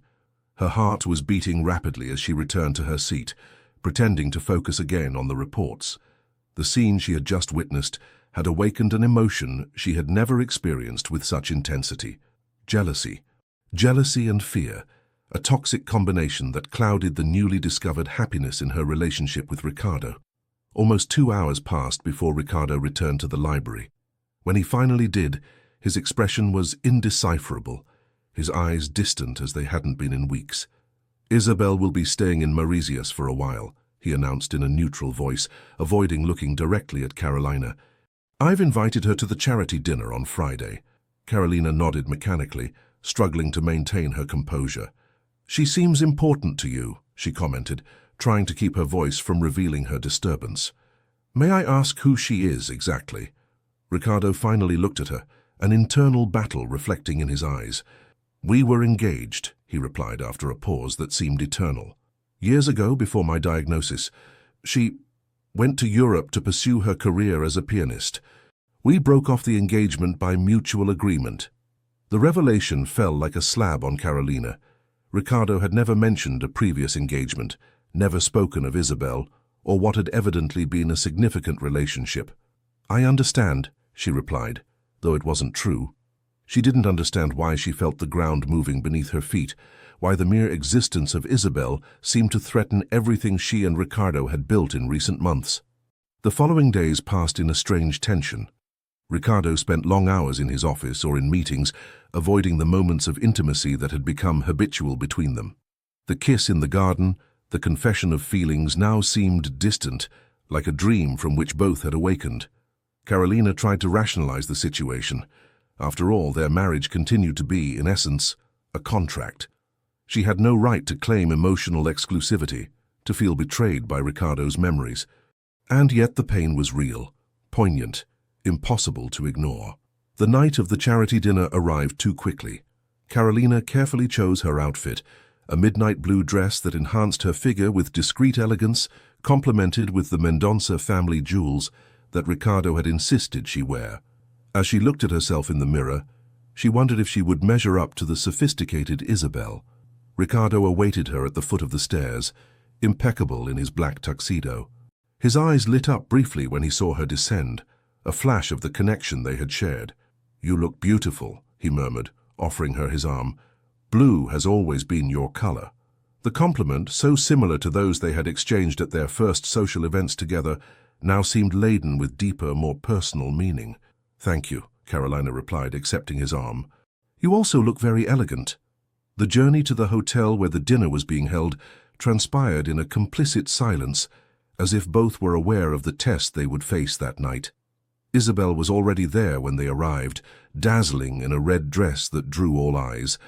Her smile widened when she saw Ricardo, though it tensed slightly when she noticed Carolina at his side. "Ricardo, dear," she greeted, kissing both his cheeks with European familiarity. "And you must be Carolina." I've heard so much about you. It's curious, Carolina responded with a polite smile. I hadn't heard anything about you until a few days ago. A brief flash of surprise crossed Isabel's eyes at the direct response, before she recovered her perfect smile. I suppose the past is the past, right, Ricardo? She commented, directing a meaningful look at him. Dinner was an elaborate social dance, where Carolina strove to maintain dignity, in the face of Isabel's evident attempts to monopolize Ricardo's attention. The woman peppered the conversation with references to shared experiences, intimate memories, and plans they had once made together. Remember that cabin in the mountains, Ricardo? She commented as they had dessert. So you always said you'd buy a similar one when we retired. Carolina observed how each mention of their shared past seemed to affect Ricardo, awakening emotions he believed buried. It was during a brief moment alone in the restroom when Beatrice, Ricardo's sister, unexpectedly approached her. I see you've met my brother's great love, she commented with a smile that didn't reach her eyes. The legendary Isabel, the only woman who truly touched his heart. The words were calculated to hurt, and they achieved their objective. Carolina maintained her composure with effort. People change, Beatrice. Feelings, too. Beatrice laughed softly, a sound without humor. Oh dear. First love never really dies, it just hibernates, she replied. And now it has awakened just when your marriage contract is about to fulfill its term. Carolina felt her blood freeze in her veins. How did Beatrice know about the contract? I don't know what you're talking about, she responded with feigned calm. Please, Beatrice made a dismissive gesture. You think I'm stupid? I hired a private investigator months ago. I have copies of the marriage contract, dear. I was just waiting for the right moment to use them. Panic threatened to overwhelm her, but Carolina refused to show weakness. What are you trying to achieve, Beatrice? She asked directly. The woman's smile turned predatory. Nothing complicated. I'll discreetly withdraw with the evidence if you discreetly withdraw from my brother's life, she proposed. Isabel is the right woman for him. She always has been. You're just a temporary contract. The words hit Carolina like slaps, but they also awakened her determination. She stood up, looking directly into Beatrice's eyes. If you have evidence, use it, she challenged. But do it now, tonight. Don't threaten me with what you might do tomorrow. Without waiting for a response, she left the restroom with her head held high, though inside she was trembling. The confrontation with Beatrice had clarified something. Regardless of how her relationship with Ricardo had begun, what she felt for him now was real. So real that she was willing to face public humiliation rather than abandon him because of threats. Upon returning to the hall, she found Ricardo and Isabel on the dance floor, moving with the familiarity of those who have danced together countless times. The image was painful, but enlightening. Isabel represented not only Ricardo's past, but a version of the life he could have had. Sophisticated, international, without the complications of a marriage based on a contract or an illness that threatened his future. When the music ended, Carolina approached them with renewed determination. May I have this dance? She asked Ricardo, ignoring Isabel's surprised look. Ricardo nodded, taking her hand to lead her to the center of the dance floor as a slow ballad began. Is everything all right? He asked in a low voice, noticing the tension in her face. You were absent for a while. Carolina looked at him directly, deciding that honesty was her only option. Beatrice knows about the contract, she confessed. She has copies. She threatened to make them public if I don't step aside to leave the path clear for Isabel. Surprise and alarm crossed Ricardo's face. My sister threatened you? He asked, his voice dangerously controlled. Carolina nodded, observing how Ricardo's expression hardened. I told her to do what she considered necessary, she continued. I won't let her intimidate me, Ricardo. The declaration hung between them, laden with implications. She hadn't explicitly said, I won't leave you, but the meaning was there in every unspoken word. Ricardo looked at her with an intensity that made everything around them seem to fade. Carolina, he began, but was interrupted by Beatrice's appearance, approaching with a triumphant expression, holding what appeared to be documents. The moment of truth had arrived. Carolina prepared herself for the scandal, to see the agreement that had started everything exposed before society. But before Beatrice could speak, Isabel appeared at her side, intercepting the documents with elegant precision. Beatrice, dear, she said with an icy smile. "I believe this belongs to me." Before the astonished eyes of all, Isabel took the documents and, with perfect calm, tore them into small pieces that she dropped into a glass of champagne. "You've always been so predictable, Beatrice," she commented with disdain. "Always trying to manipulate your brother, always believing you know what's best for him." She turned to Ricardo and Carolina, her expression surprisingly gentle. "Whatever initiated your marriage is none of my business, nor anyone else's," she declared. "What matters is what you've built since then. And anyone with eyes can see it's something genuine." With that declaration, Isabel walked away with her dignity intact, leaving Beatrice humiliated and Ricardo and Carolina in a state of shared shock. Later that night, as they returned to the mansion in silence, Carolina finally expressed the question burning within her. "Do you still love her?" she asked directly, needing to know the truth, however painful it might be. Ricardo stopped the car by the roadside, turning to look at her directly. "I loved her once, it's true," he responded with honesty. "Or at least, I loved the idea of a normal life, without the shadow of illness, without the pressure of the family businesses." He paused, taking Carolina's hands in his. "But what I feel for you is different, Carolina, deeper, more real. It's not a fantasy of what could be, but an acceptance of what is, with all its complications and challenges." The words slowly penetrated Carolina's heart, dissolving the fear that had nested there since Isabel's appearance. "What does that mean for us?" she asked, her voice barely a whisper. "For the contract for when the year ends." Ricardo brought a hand to her cheek, caressing it tenderly. "It means I no longer want there to be a predetermined end," he replied. "I want us to decide our future day by day, based on what we feel, not on what we signed." The proposal, so simple yet so profound, floated between them like a new promise. Carolina leaned toward him, their lips meeting in a kiss that sealed a pact very different from what they had signed almost a year ago. When they finally arrived at the mansion, they found it unusually illuminated. Paolo awaited them in the hall, his expression a mixture of excitement and nervousness. "Finally you arrive," he exclaimed. "We have news, important news." Beside him was Dr. Sampaio, Ricardo's personal physician, holding what appeared to be medical results. "An opportunity has arisen, Ricardo," the doctor explained with evident emotion. "A compatible donor. We can schedule the transplant for next week." The news, so unexpected and transformative, seemed to halt time. Ricardo remained motionless, processing what it meant. A real possibility of a future, of years he had not dared to imagine before. His gaze found Carolina's, a silent question in his eyes. She squeezed his hand, a tacit promise to be by his side, not because of a contract, but by choice. Sometimes destiny presents us with crossroads that seem like insurmountable tests, only to reveal that the true path has always been before us, waiting for us to have the courage to recognize it. Carolina thought as she embraced Ricardo, sharing the hope that suddenly illuminated their common future. What neither knew at that moment was that the true test of their love was just beginning, and that it would require from both a courage that went beyond facing rivals from the past or scandalous revelations. The hospital room had that particular silence that only exists in spaces where life and death wage their most intimate battles. Carolina observed Ricardo's sleeping face, connected to monitors emitting rhythmic beeps, reassuring in their constancy. The transplant operation had lasted 8 hours, a marathon of uncertainty during which she had remained in the waiting room, alternating between hope and the deepest fear. Now, 3 days later, the doctors were cautiously optimistic. The new heart seemed to be adapting well to his body, although the danger of rejection remained a lurking possibility. "You should rest," Paolo's voice startled her. She hadn't heard him enter the room. "You've been here since yesterday. Go home. Sleep for a few hours. I'll stay with him." Carolina shook her head, her gaze never leaving Ricardo's face. "I'm fine," she insisted. "I want to be here when he wakes up."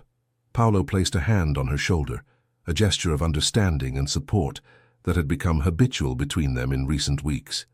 "You truly love him, don't you?" he asked softly. "It's not just the contract." It never was it? The question, so direct yet so laden with intuition, made Carolina finally look away from Ricardo to face his brother. "At the beginning it was," she admitted honestly. "I signed that paper thinking only of saving my grandmother, of the economic security it represented. But then Her voice broke slightly. Then I met the man behind the Mendonça surname, behind the fortune and power. I met Ricardo. Paulo nodded, as if her response confirmed something he already knew.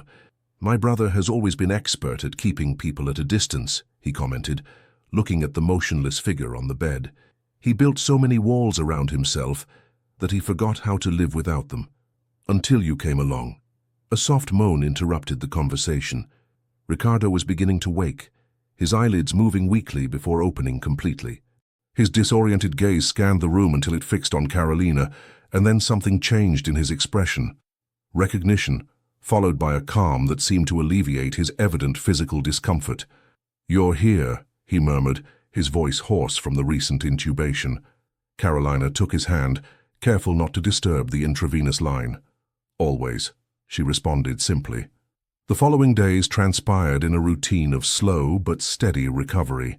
Ricardo, accustomed to controlling every aspect of his life, struggled with the frustration of physical dependence.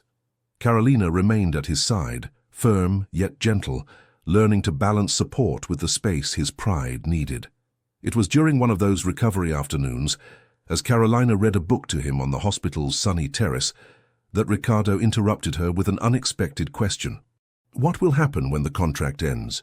he asked, his gaze fixed on the horizon visible from the window. Carolina set the book aside, surprised by the abruptness of the question. They had carefully avoided the topic since that night before the operation, when Ricardo had suggested he no longer wanted a predetermined end. "I thought we had agreed not to worry about that," she responded cautiously. Ricardo shook his head slightly. "That was before," he pointed out. "Before this." His hand gently rested on his chest, where a recent scar marked the place where a stranger's heart now beat in his body. Carolina looked at him with confusion. "What has changed?" she asked. "If anything, you now have more future ahead, not less." Ricardo finally looked at her, and in his eyes was a vulnerability he rarely allowed to show. "Exactly," he responded. "I have a future I didn't dare to imagine before. And that means I must reconsider all the decisions I made when I believed my time was limited, including our marriage." The words fell like stones in Carolina's stomach. After all they had shared, after the feelings confessed, did he still consider their union as something temporary, something to reconsider? "I understand," she responded, struggling to maintain her composure. "You want your freedom now that you have a second chance." Ricardo seemed surprised by her interpretation. "No, Carolina," he corrected, leaning forward with effort. "I want you to have your freedom. I want you to be able to decide if you want to share this new life with me, not because a contract obliges you, but because you truly desire it." The clarification left Carolina momentarily speechless. Was that what worried him? That she felt trapped by an agreement that no longer reflected their reality? "Ricardo," she began, taking his hands in hers, "I stopped thinking of us in terms of the contract long ago. What I feel for you has nothing to do with a legal document, and everything to do with the man I've come to know, and—" She paused, gathering the courage to pronounce the words that had remained implicit between them, "and to love." The confession hung between them, so simple and yet so transcendental. Ricardo's eyes softened, a tentative smile curving his lips. "I love you too, Carolina," he responded with an honesty that seemed to free him. "Probably since that night when you discovered my illness, when you saw me vulnerable and yet decided to stay." The moment was interrupted by the arrival of Dr. Sampaio, who came to perform routine checks. But something had changed irrevocably between them. The words they had feared to pronounce were now in the air, transforming their relationship once more. Ricardo's recovery progressed favorably, but the time in the hospital had created a vacuum in the direction of Mendonça Enterprises that was beginning to have consequences. One afternoon, as Carolina organized some documents Paulo had brought to keep Ricardo informed, she discovered worrying discrepancies in recent financial reports. Her old accounting knowledge, though incomplete, was sufficient to detect irregular patterns in the transactions. Several important investments seemed to have been diverted to little-known subsidiaries, and large sums appeared as operational expenses without clear specification. "Something isn't right with these numbers," she commented to Ricardo, showing him the marked documents. "These transfers began right after your operation when you were unconscious." Ricardo examined the papers with growing concern. "This looks like professional work," he murmured. "Someone who knows the internal workings of the company well and knows how to move money without raising immediate alarms." "Rodrigo Torres," Carolina suggested, remembering the business rival who had tried to sabotage Ricardo's health.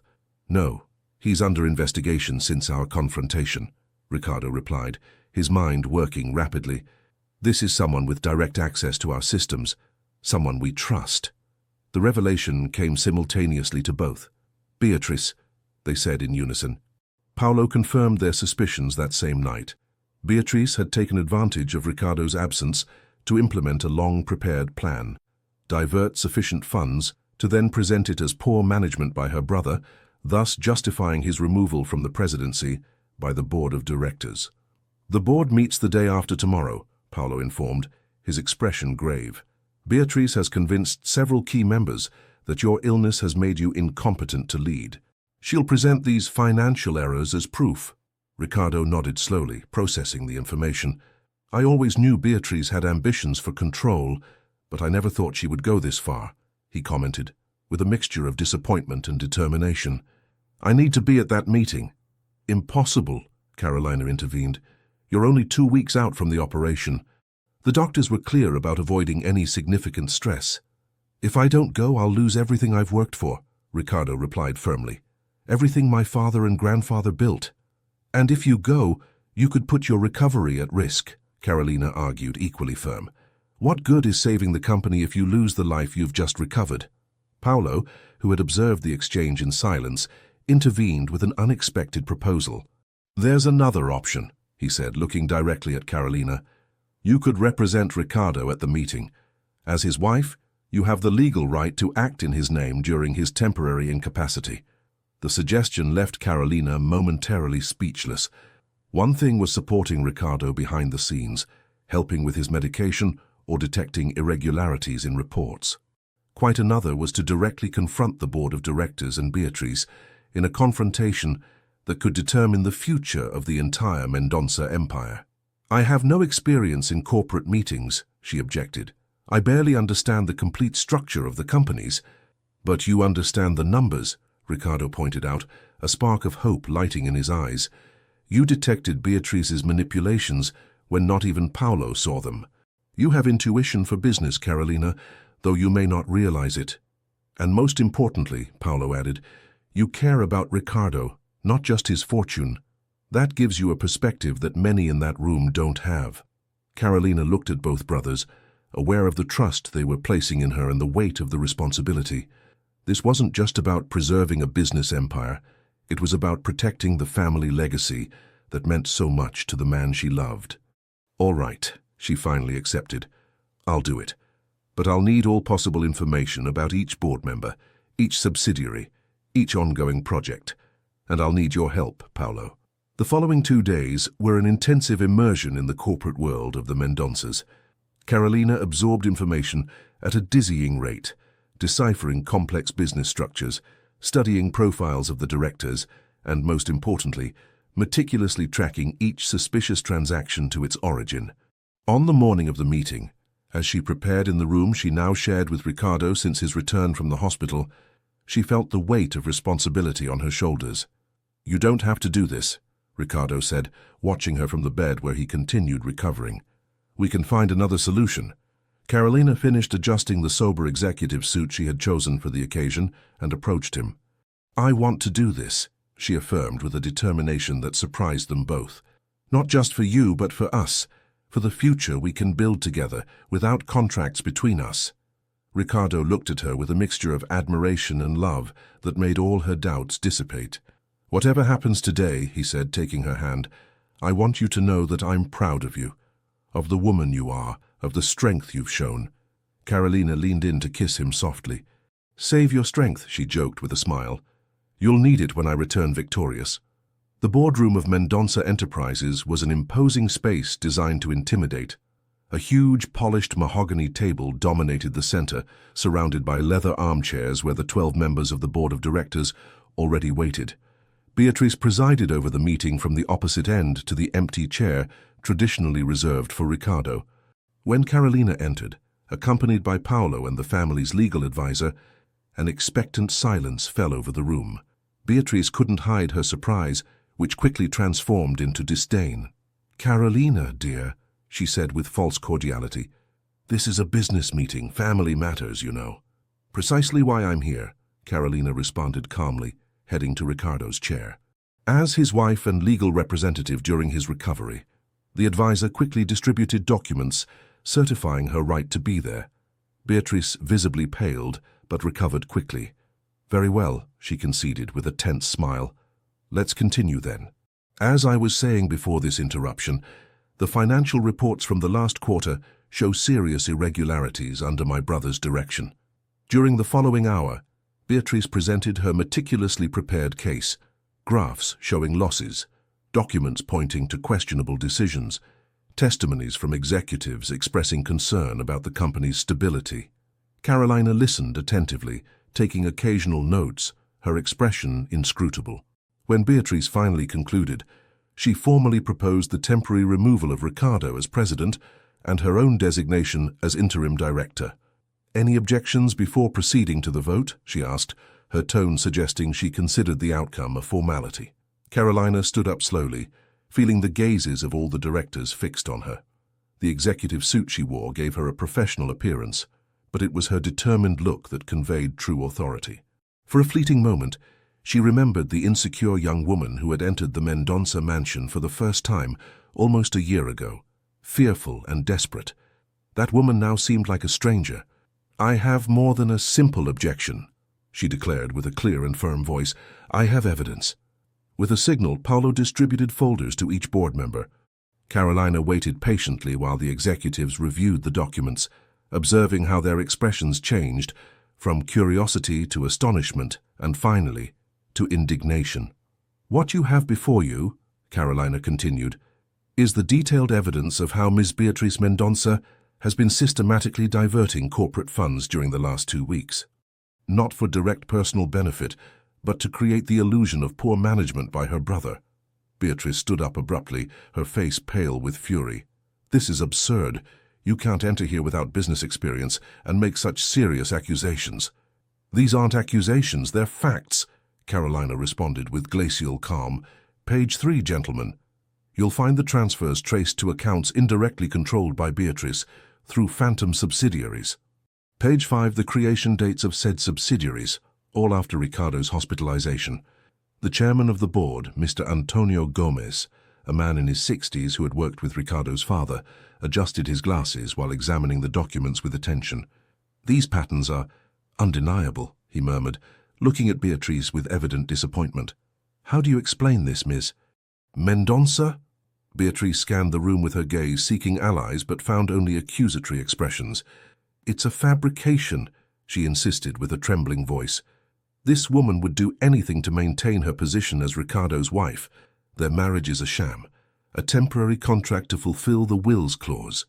A murmur ran through the room at this revelation. Carolina remained motionless, aware that this was the moment Beatrice had been waiting for, the public humiliation with which she had threatened her. "It's true," Carolina acknowledged, surprising everyone, including Beatrice. "Our marriage began as a contractual agreement. Ricardo needed to fulfill the wills clause to maintain control of the companies, and I needed money to save my grandmother and our home." The silence in the room was absolute. Paulo looked at her with concern, but Carolina continued, her voice gaining strength with each word. "But what Beatrice doesn't understand, what she has never understood, is that contracts are just paper. The feelings that have grown between Ricardo and me during this year are real. So real that I'm here, facing a board of directors without prior experience, defending not just my husband's business interests, but the legacy of a family that is now also mine." Carolina extracted one final document from her folder. "This is the original contract," she said, showing it to the board. "And this," she continued, slowly tearing it before the astonished eyes of all, "is what it means to me now. My commitment to Ricardo goes far beyond any legal agreement." Mr. Gomes nodded slowly, a slight smile appearing on his austere face. "I've known 3 generations of Mendonças," he commented, looking at Carolina with approval. "And I can say, without a shadow of doubt, that you, ma'am, have more of the Mendonça spirit than some who were born with the surname. His gaze deliberately directed toward Beatrice, who remained rigid, her plan crumbling before her eyes. "I propose we vote," Mr. Gomes declared. "Not on the removal of Ricardo Mendonça, but on the expulsion of Beatrice Mendonça from the board of directors for fraudulent actions against the company." The vote was unanimous. Beatrice left the room with what dignity she could gather, but not without first directing at Carolina a look that promised this wasn't over. When Carolina returned to the mansion, she found Ricardo awake, anxious for news. Upon seeing her enter with an exhausted but triumphant smile, he knew the result before she spoke a word. "You did it," he said, extending his arms toward her. Carolina approached, sitting carefully on the edge of the bed so as not to disturb his healing wounds. "We did it," she corrected, taking his hand. "But I had to do something you might not approve of." She then related how she had revealed the truth about their marriage contract, how she had destroyed the document before the board. Ricardo listened in silence, his expression indecipherable. "Are you angry?" Carolina finally asked. Ricardo slowly shook his head, a smile forming on his lips. "I'm amazed," he responded. "You revealed our most vulnerable secret and transformed it into a fortress." "You are extraordinary, Carolina Oliveira." "Mendonça," she corrected with a smile. "Carolina Mendonça, if you still accept me as your wife, with no contracts between us." By way of response, Ricardo drew her to him in a kiss that sealed a pact very different from the one they had signed a year ago. A pact written not on paper, but in the silent language of two hearts that had found, against all odds, a common rhythm. 2 months after the confrontation in the boardroom, life at the Mendonça mansion had found a new balance. Ricardo's recovery had progressed favorably, allowing him to gradually resume his business responsibilities, though now with a different perspective on life's priorities. Carolina, for her part, had discovered an unexpected vocation in the business world, specifically in the Mendonça family's charitable foundation, where her natural empathy and newly discovered talent for finance proved to be an extraordinary combination. That Sunday morning, as they had breakfast on the terrace bathed in autumn sunlight, Fatima announced an unexpected visitor.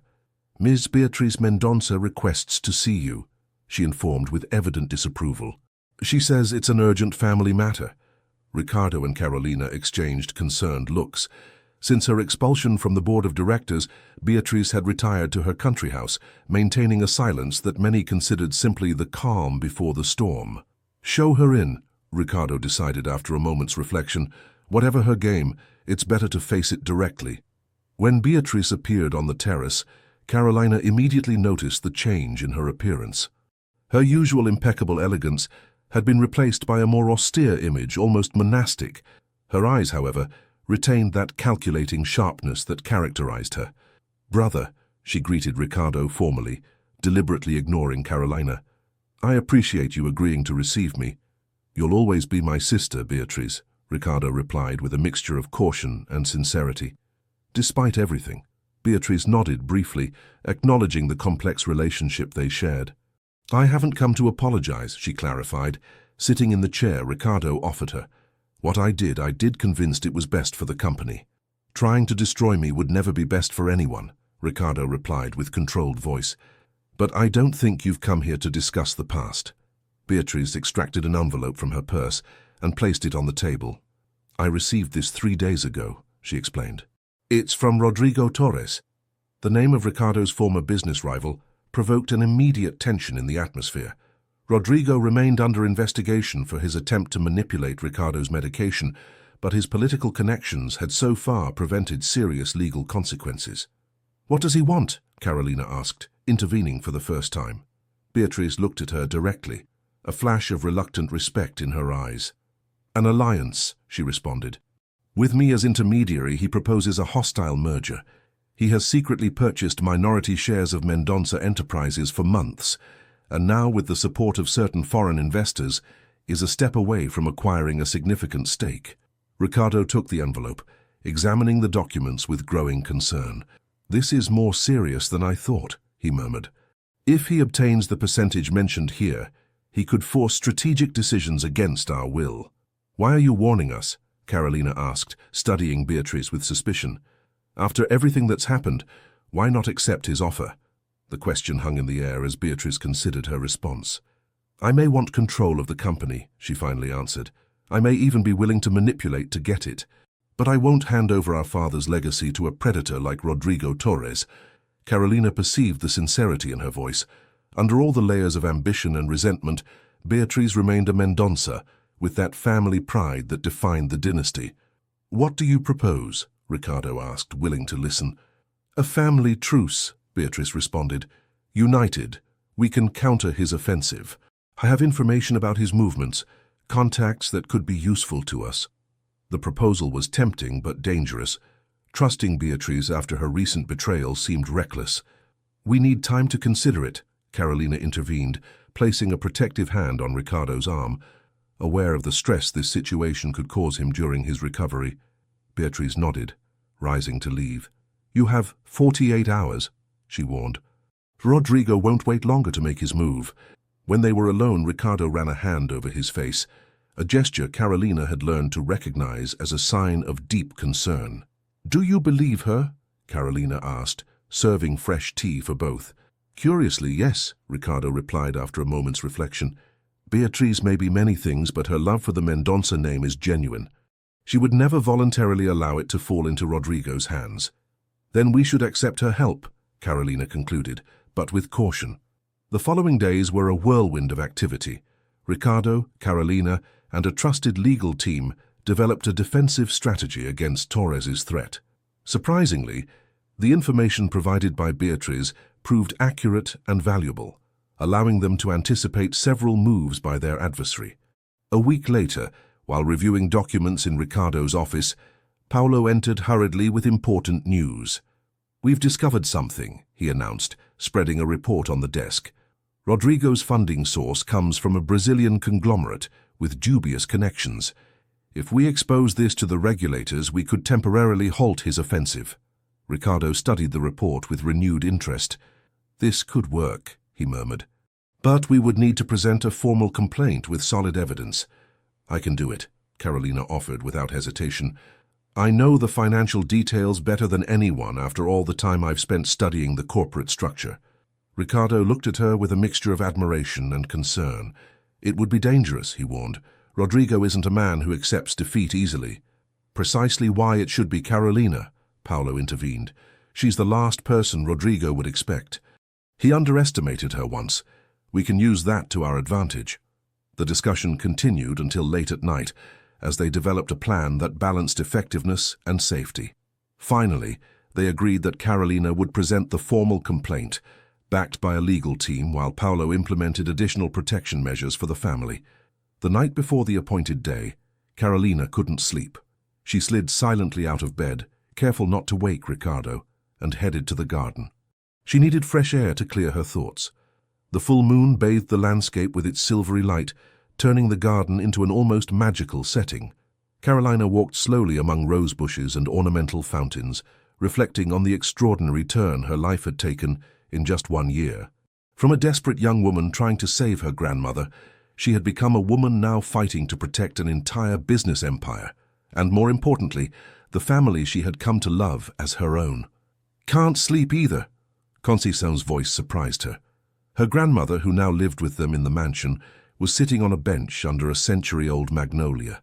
"There's a lot at stake tomorrow," Carolina responded, sitting beside her. "I'm afraid of failing, of not being up to it." Conceição took her granddaughter's hand in hers, her knotted but firm fingers. "I've watched you grow, my child," she said, with that quiet wisdom only years bestow. "I've seen you face adversity with more courage than you ever imagined possessing. Tomorrow will be no different." "This is bigger than me, Grandma," Carolina insisted. "It's not just about us now. There are hundreds of employees whose livelihoods depend on Mendonça Enterprises, social projects funded by its profits. And that's precisely why you'll succeed," Conceição affirmed with conviction, "because you've never fought just for yourself. It's always been for others." Her grandmother's words resonated deeply with Carolina. It was true. For as long as she could remember, her decisions had been guided by others' well-being, not personal ambition. Even the contract with Ricardo, which initially seemed a selfish act, had been fundamentally to save her grandmother. "Thank you," she murmured, embracing the elderly woman, "for reminding me who I am." The next morning dawned with a clear sky that seemed to augur good results. Carolina dressed carefully in a navy blue suit, the same one she had worn to face the board of directors. It had become a kind of talisman for her. Ricardo awaited her in the hall, formally dressed despite the fact that he would not personally attend the meeting with the regulators. His recent operations still imposed limitations that, for the first time in his life, he accepted with resignation. "You look formidable," he complimented her, affectionately adjusting the collar of her blazer. "A true Mendonça." "I'm still an Oliveira at heart," she responded with a smile. "I believe that combination is our greatest strength." The kiss they shared before Carolina departed was laden with meaning, a silent promise of a future they were both determined to protect. The meeting with the financial regulators went better than expected. Carolina presented the meticulously collected evidence about Rodrigo Torres's dubious funding sources, backed by the prestigious legal team of the Mendonças. Her clarity, precision, and evident knowledge of the matter impressed the officials, who agreed to immediately initiate an investigation and temporarily suspend any significant share purchase operations. As she left the government building, Carolina felt optimistic but cautious. They had gained time, but Rodrigo Torres would not surrender easily. Her thoughts were abruptly interrupted when a black car stopped beside her and the door opened. "Get in, Mrs. Mendonça," a familiar voice ordered from inside. "We have pending matters." Rodrigo Torres observed her from the luxurious interior of the vehicle, his expression a mixture of contained fury and false cordiality. "I prefer to walk, thank you," Carolina responded calmly, aware they were in a public place with witnesses. "I insist," Rodrigo replied, his voice hardening as he briefly showed what appeared to be a gun. "It's about your husband. His health specifically." Carolina's heart momentarily stopped. Had something happened? Was Ricardo in danger? Cautiously, she entered the vehicle, keeping one hand on the door handle, ready to exit if necessary. "What do you want?" she asked directly, refusing to show fear. Rodrigo smiled, a gesture that never reached his cold eyes. "What I've always wanted. Mendonça Enterprises," he responded simply. "And you've just considerably complicated my plans." "If you think threatening me will achieve anything, you're very mistaken," Carolina replied, maintaining her composure despite her growing unease. Rodrigo studied her with curiosity, as if she were an exotic species. "You know, Mrs. Mendonça, when Ricardo presented you as his wife, we all assumed you were just another of his temporary conquests. No one, not even I, anticipated you would become such a formidable obstacle." The car stopped in front of an exclusive restaurant in the city center. "What are we doing here?" Carolina asked, confused. "We're going to have lunch and negotiate," Rodrigo responded naturally. "Like civilized people, without threats, without violence. Just a business proposal that I believe you'll find interesting."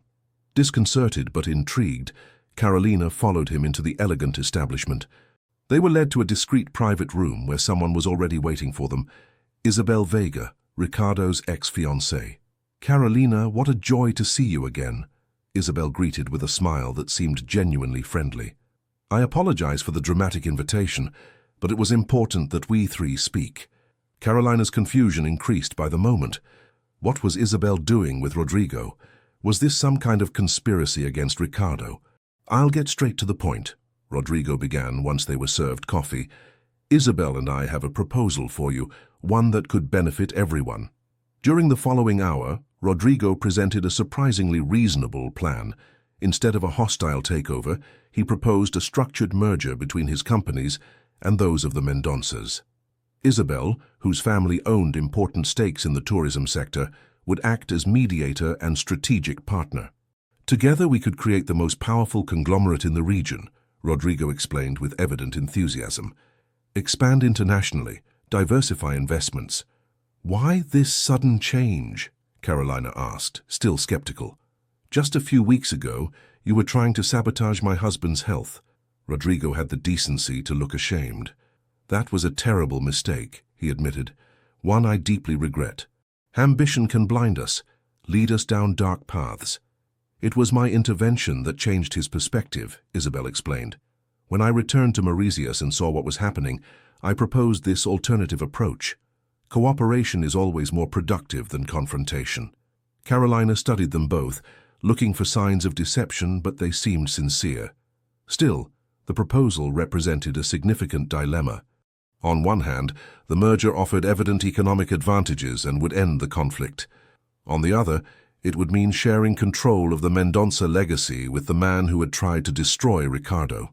"I need to discuss this with my husband," she finally said. "You'll understand that I can't make a decision of this magnitude without consulting him." "Of course," Rodrigo accepted. "You have a week to consider it. We'll have all the detailed documentation sent to you this very afternoon."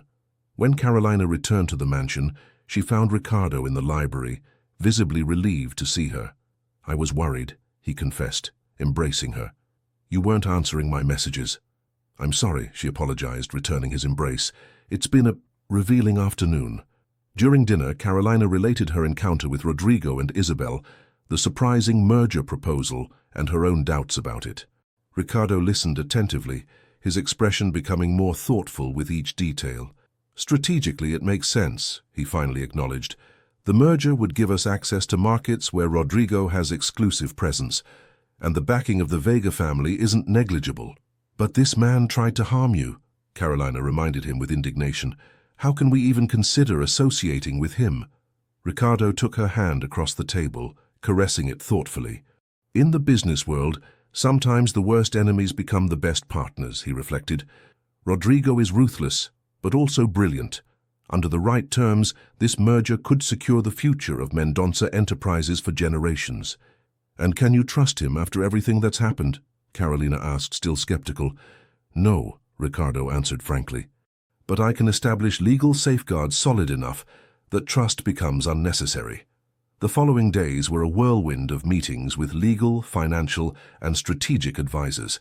Paulo and even Beatrice actively participated in analyzing the proposal, each contributing their unique perspective.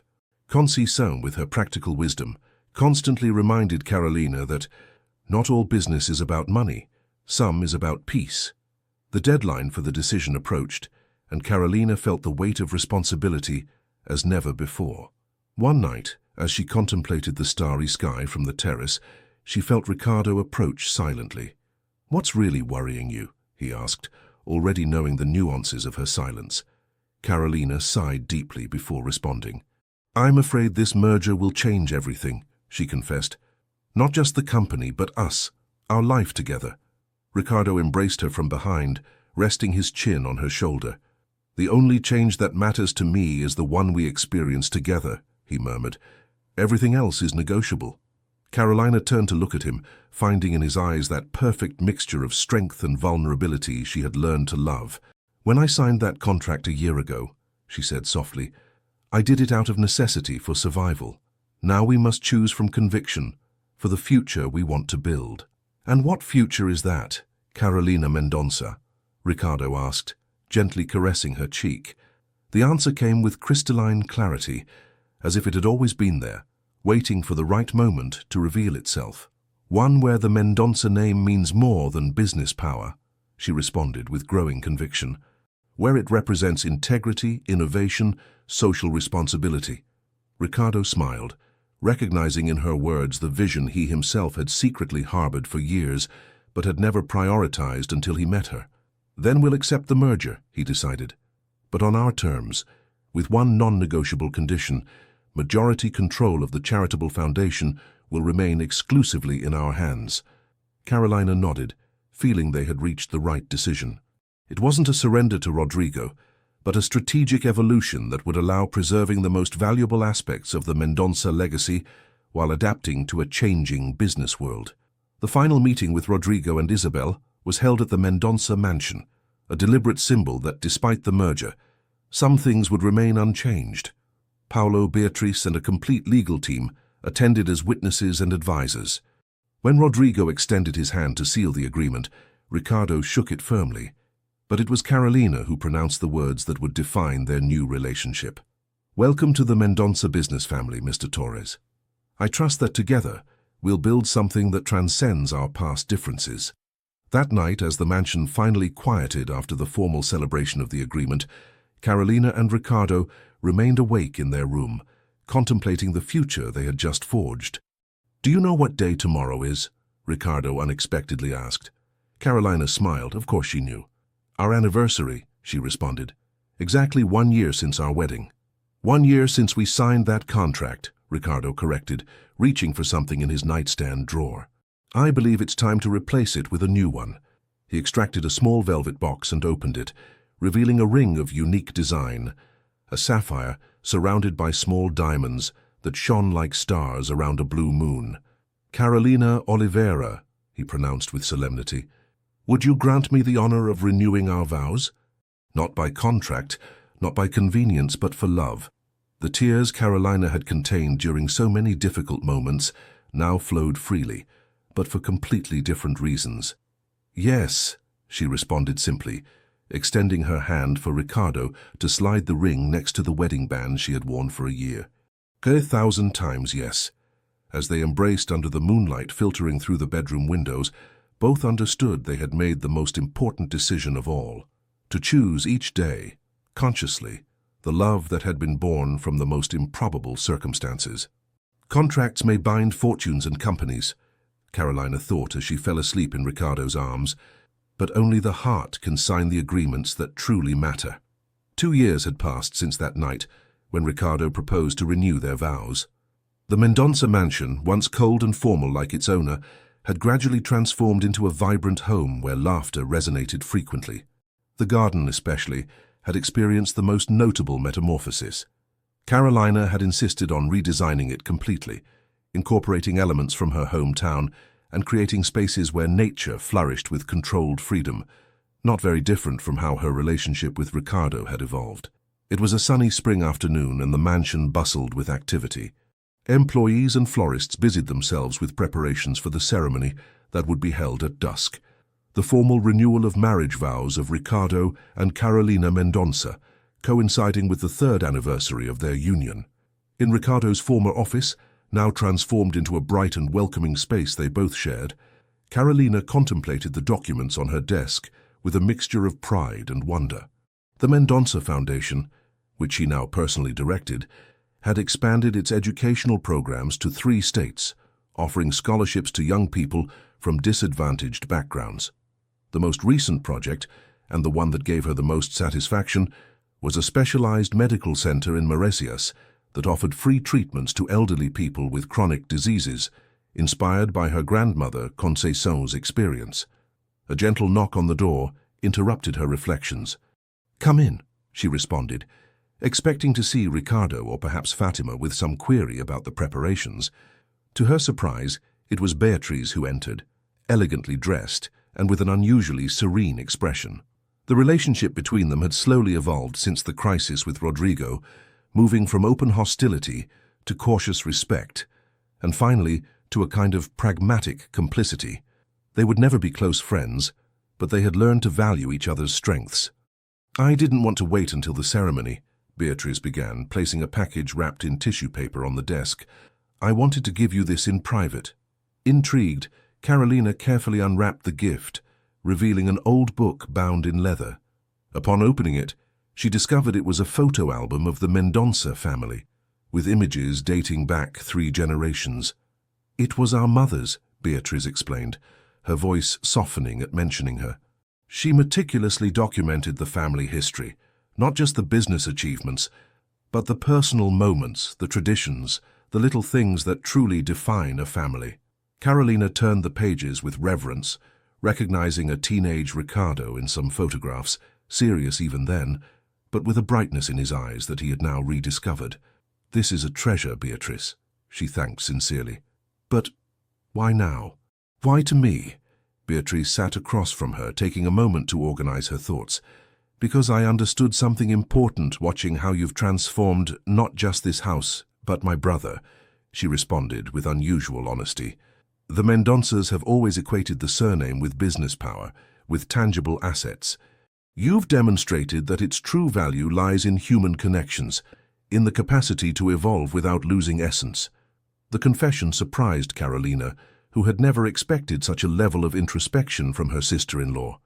"The Mendonça surname is also yours now," Beatrice continued, Not by contract, as I once tried to prove, but by your own right. You've earned your place in this family, Carolina. And it's now your turn to continue this album." Moved, Carolina rose to embrace Beatrice, a gesture the other woman accepted with some initial stiffness before slightly relaxing. "The last pages are blank," Beatrice pointed out as they separated, "for you to write your own chapter in the history of the Mendonças." After Beatrice left, Carolina remained contemplating the album, reflecting on the extraordinary path that had led her here. From a desperate young woman willing to sacrifice her freedom for her grandmother's health, she had transformed into a woman who now directed life-changing projects, respected in business circles, and most importantly, deeply loved. A gentle movement in her womb brought her back to the present. Smiling, she placed a hand on the slight curve that was just beginning to show beneath her dress. "Soon there will be a new Mendonça to add to these pages," she murmured, gently caressing the place where the new life that she and Ricardo had created was growing, a secret they would reveal to everyone during that afternoon ceremony. The garden had been transformed into a magical setting for the vow renewal. Unlike their first wedding, formal and calculated, this celebration genuinely reflected the couple they had become, elegant but warm, traditional but with personal touches that spoke of their joint evolution. The guests, a select group of family members and close friends, took their places under a canopy of lights and wildflowers. Paulo, visibly moved, served as master of ceremonies. Conceição, radiant with health and happiness, occupied a place of honor in the front row. Even Isabel and Rodrigo attended as guests, their relationship with the Mendonças having evolved into a cautious friendship after 2 years of successful business collaboration. When Ricardo appeared at the start of the central aisle, his transformation was evident to all who had known him before. The rigid, calculating man had given way to someone who, without losing his natural air of authority, now allowed himself to smile openly, show vulnerability, live fully. His new heart seemed to have brought with it not just physical health but a renewed capacity to connect emotionally.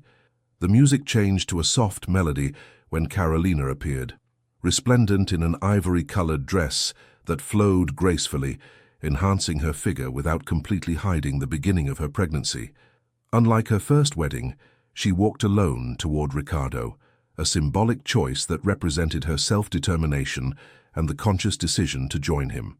When she reached Ricardo's side, he took her hands with reverence, his eyes communicating more than any words could express. Paulo welcomed the guests with simple but heartfelt words. "We are here to celebrate not just the renewal of marriage vows, but the extraordinary journey of two people who found love in the most unexpected circumstances. What began as a formal agreement has transformed into a testimony of the transformative power of genuine love." Carolina and Ricardo had decided to write their own vows, abandoning traditional formulas for words that reflected their unique story. Ricardo was the first to speak, his voice firm but laden with emotion. "Carolina, when I proposed that marriage contract 3 years ago, I believed I was securing my business legacy. I couldn't imagine that I was finding my personal salvation." He paused, his eyes never leaving hers. "You taught me that true strength isn't in the walls we build to protect ourselves, but in the courage to tear them down. I promise to honor that lesson each day, being the man you see in me, the husband you deserve, and the father our child will need." A murmur of surprise and joy ran through the guests at the revelation of the pregnancy. Conceição brought her hands to her face, tears of happiness shining in her eyes. Carolina, moved but serene, continued with her vows. "Ricardo, I entered your life with a contract that specified a beginning and an end. Today I promise a commitment without expiration date." She smiled, intertwining her fingers with his. "I promise to continue challenging you when necessary, supporting you when you doubt, and always reminding you that the true value of the Mendonça name doesn't reside in bank accounts or corporate buildings, but in the legacy of love and service we'll build together. And I promise that our child will know both parts of their heritage, the determination and excellence of the Mendonças, along with the authenticity and compassion of the Oliveiras." Paulo then presented them with 2 new rings, designed especially for the occasion, white gold bands with an inner inscription that read, "From contract to heart," in delicate calligraphy. As they exchanged the rings, the sun began to set, bathing the garden in golden and pink tones that seemed to bless the union with their warm light. "By the power vested in me by the love we have all witnessed, grow between you," Paolo proclaimed, deliberately abandoning traditional formalism. "I declare you, once more and forever, husband and wife." The kiss that followed wasn't the ceremonial brush of their first wedding, but an act of genuine love, emotionally applauded by all present. The celebration that followed reflected the new essence of the Mendonça family, elegant but accessible, refined but joyful. Ricardo and Carolina moved together among groups of guests, receiving congratulations both for the renewal of vows and for the baby on the way. It was during a quiet moment, as they watched guests dancing under the stars, when Ricardo extracted an envelope from his jacket and discreetly handed it to Carolina. "What is this?" she asked, intrigued. "Open it," he responded simply. Inside, she found the papers of the original marriage contract. Not the copy she had dramatically torn before the board of directors, but the authentic legal document with their signatures. "You kept it all this time?" she asked, surprised. Ricardo nodded. "As a reminder of the extraordinary path that brought us here," he explained. "But now it's time to let it go completely." Taking her hand, he guided her to the ornamental fountain that dominated the center of the garden, a design Carolina had personally chosen during the renovation. "Shall we do the honors together?" Ricardo proposed with a complicit smile. Carolina nodded, understanding the symbolism of the gesture. Together they tore the contract into small pieces that they let fall into the crystalline water, where they dispersed like autumn leaves carried by the current. "From contract to heart," Ricardo murmured, quoting the inscription of their new rings as he encircled Carolina's waist with his arms, his hand resting protectively on the womb that harbored their shared future. "Forever," she completed, sealing the promise with a kiss that contained both the passion of lovers and the complicity of best friends. 6 months later, the Mendonça mansion welcomed its newest member, Antonio Paulo Mendonça Oliveira, named in honor of Ricardo's grandfather and Paulo, whose support had been fundamental in their love story. The birth, celebrated with jubilation by the entire extended family, marked not just the continuation of the lineage, but also the beginning of a new chapter in the history of the Mendonças, one where the power of authentic feelings triumphed over business agreements. In the master bedroom of the mansion, as Ricardo reverently held his newborn son, and Carolina observed them with infinite love, Conceição contemplated the scene from a nearby armchair, her heart overflowing with gratitude and peace. "Who could have imagined that desperate contract would bring us here?" the elderly woman reflected, her voice soft but full of wisdom. Carolina smiled, extending her hand to take her grandmother's, while Ricardo sat beside her, forming a perfect circle that embraced the new life between them. "Contracts can sign agreements," she responded, looking with infinite love at her husband and son, "but only the heart can seal destinies." The late afternoon light filtered through the windows, enveloping the family in a golden halo that seemed to bless their union, reminding them that sometimes the most unexpected paths lead to the most perfect destinations.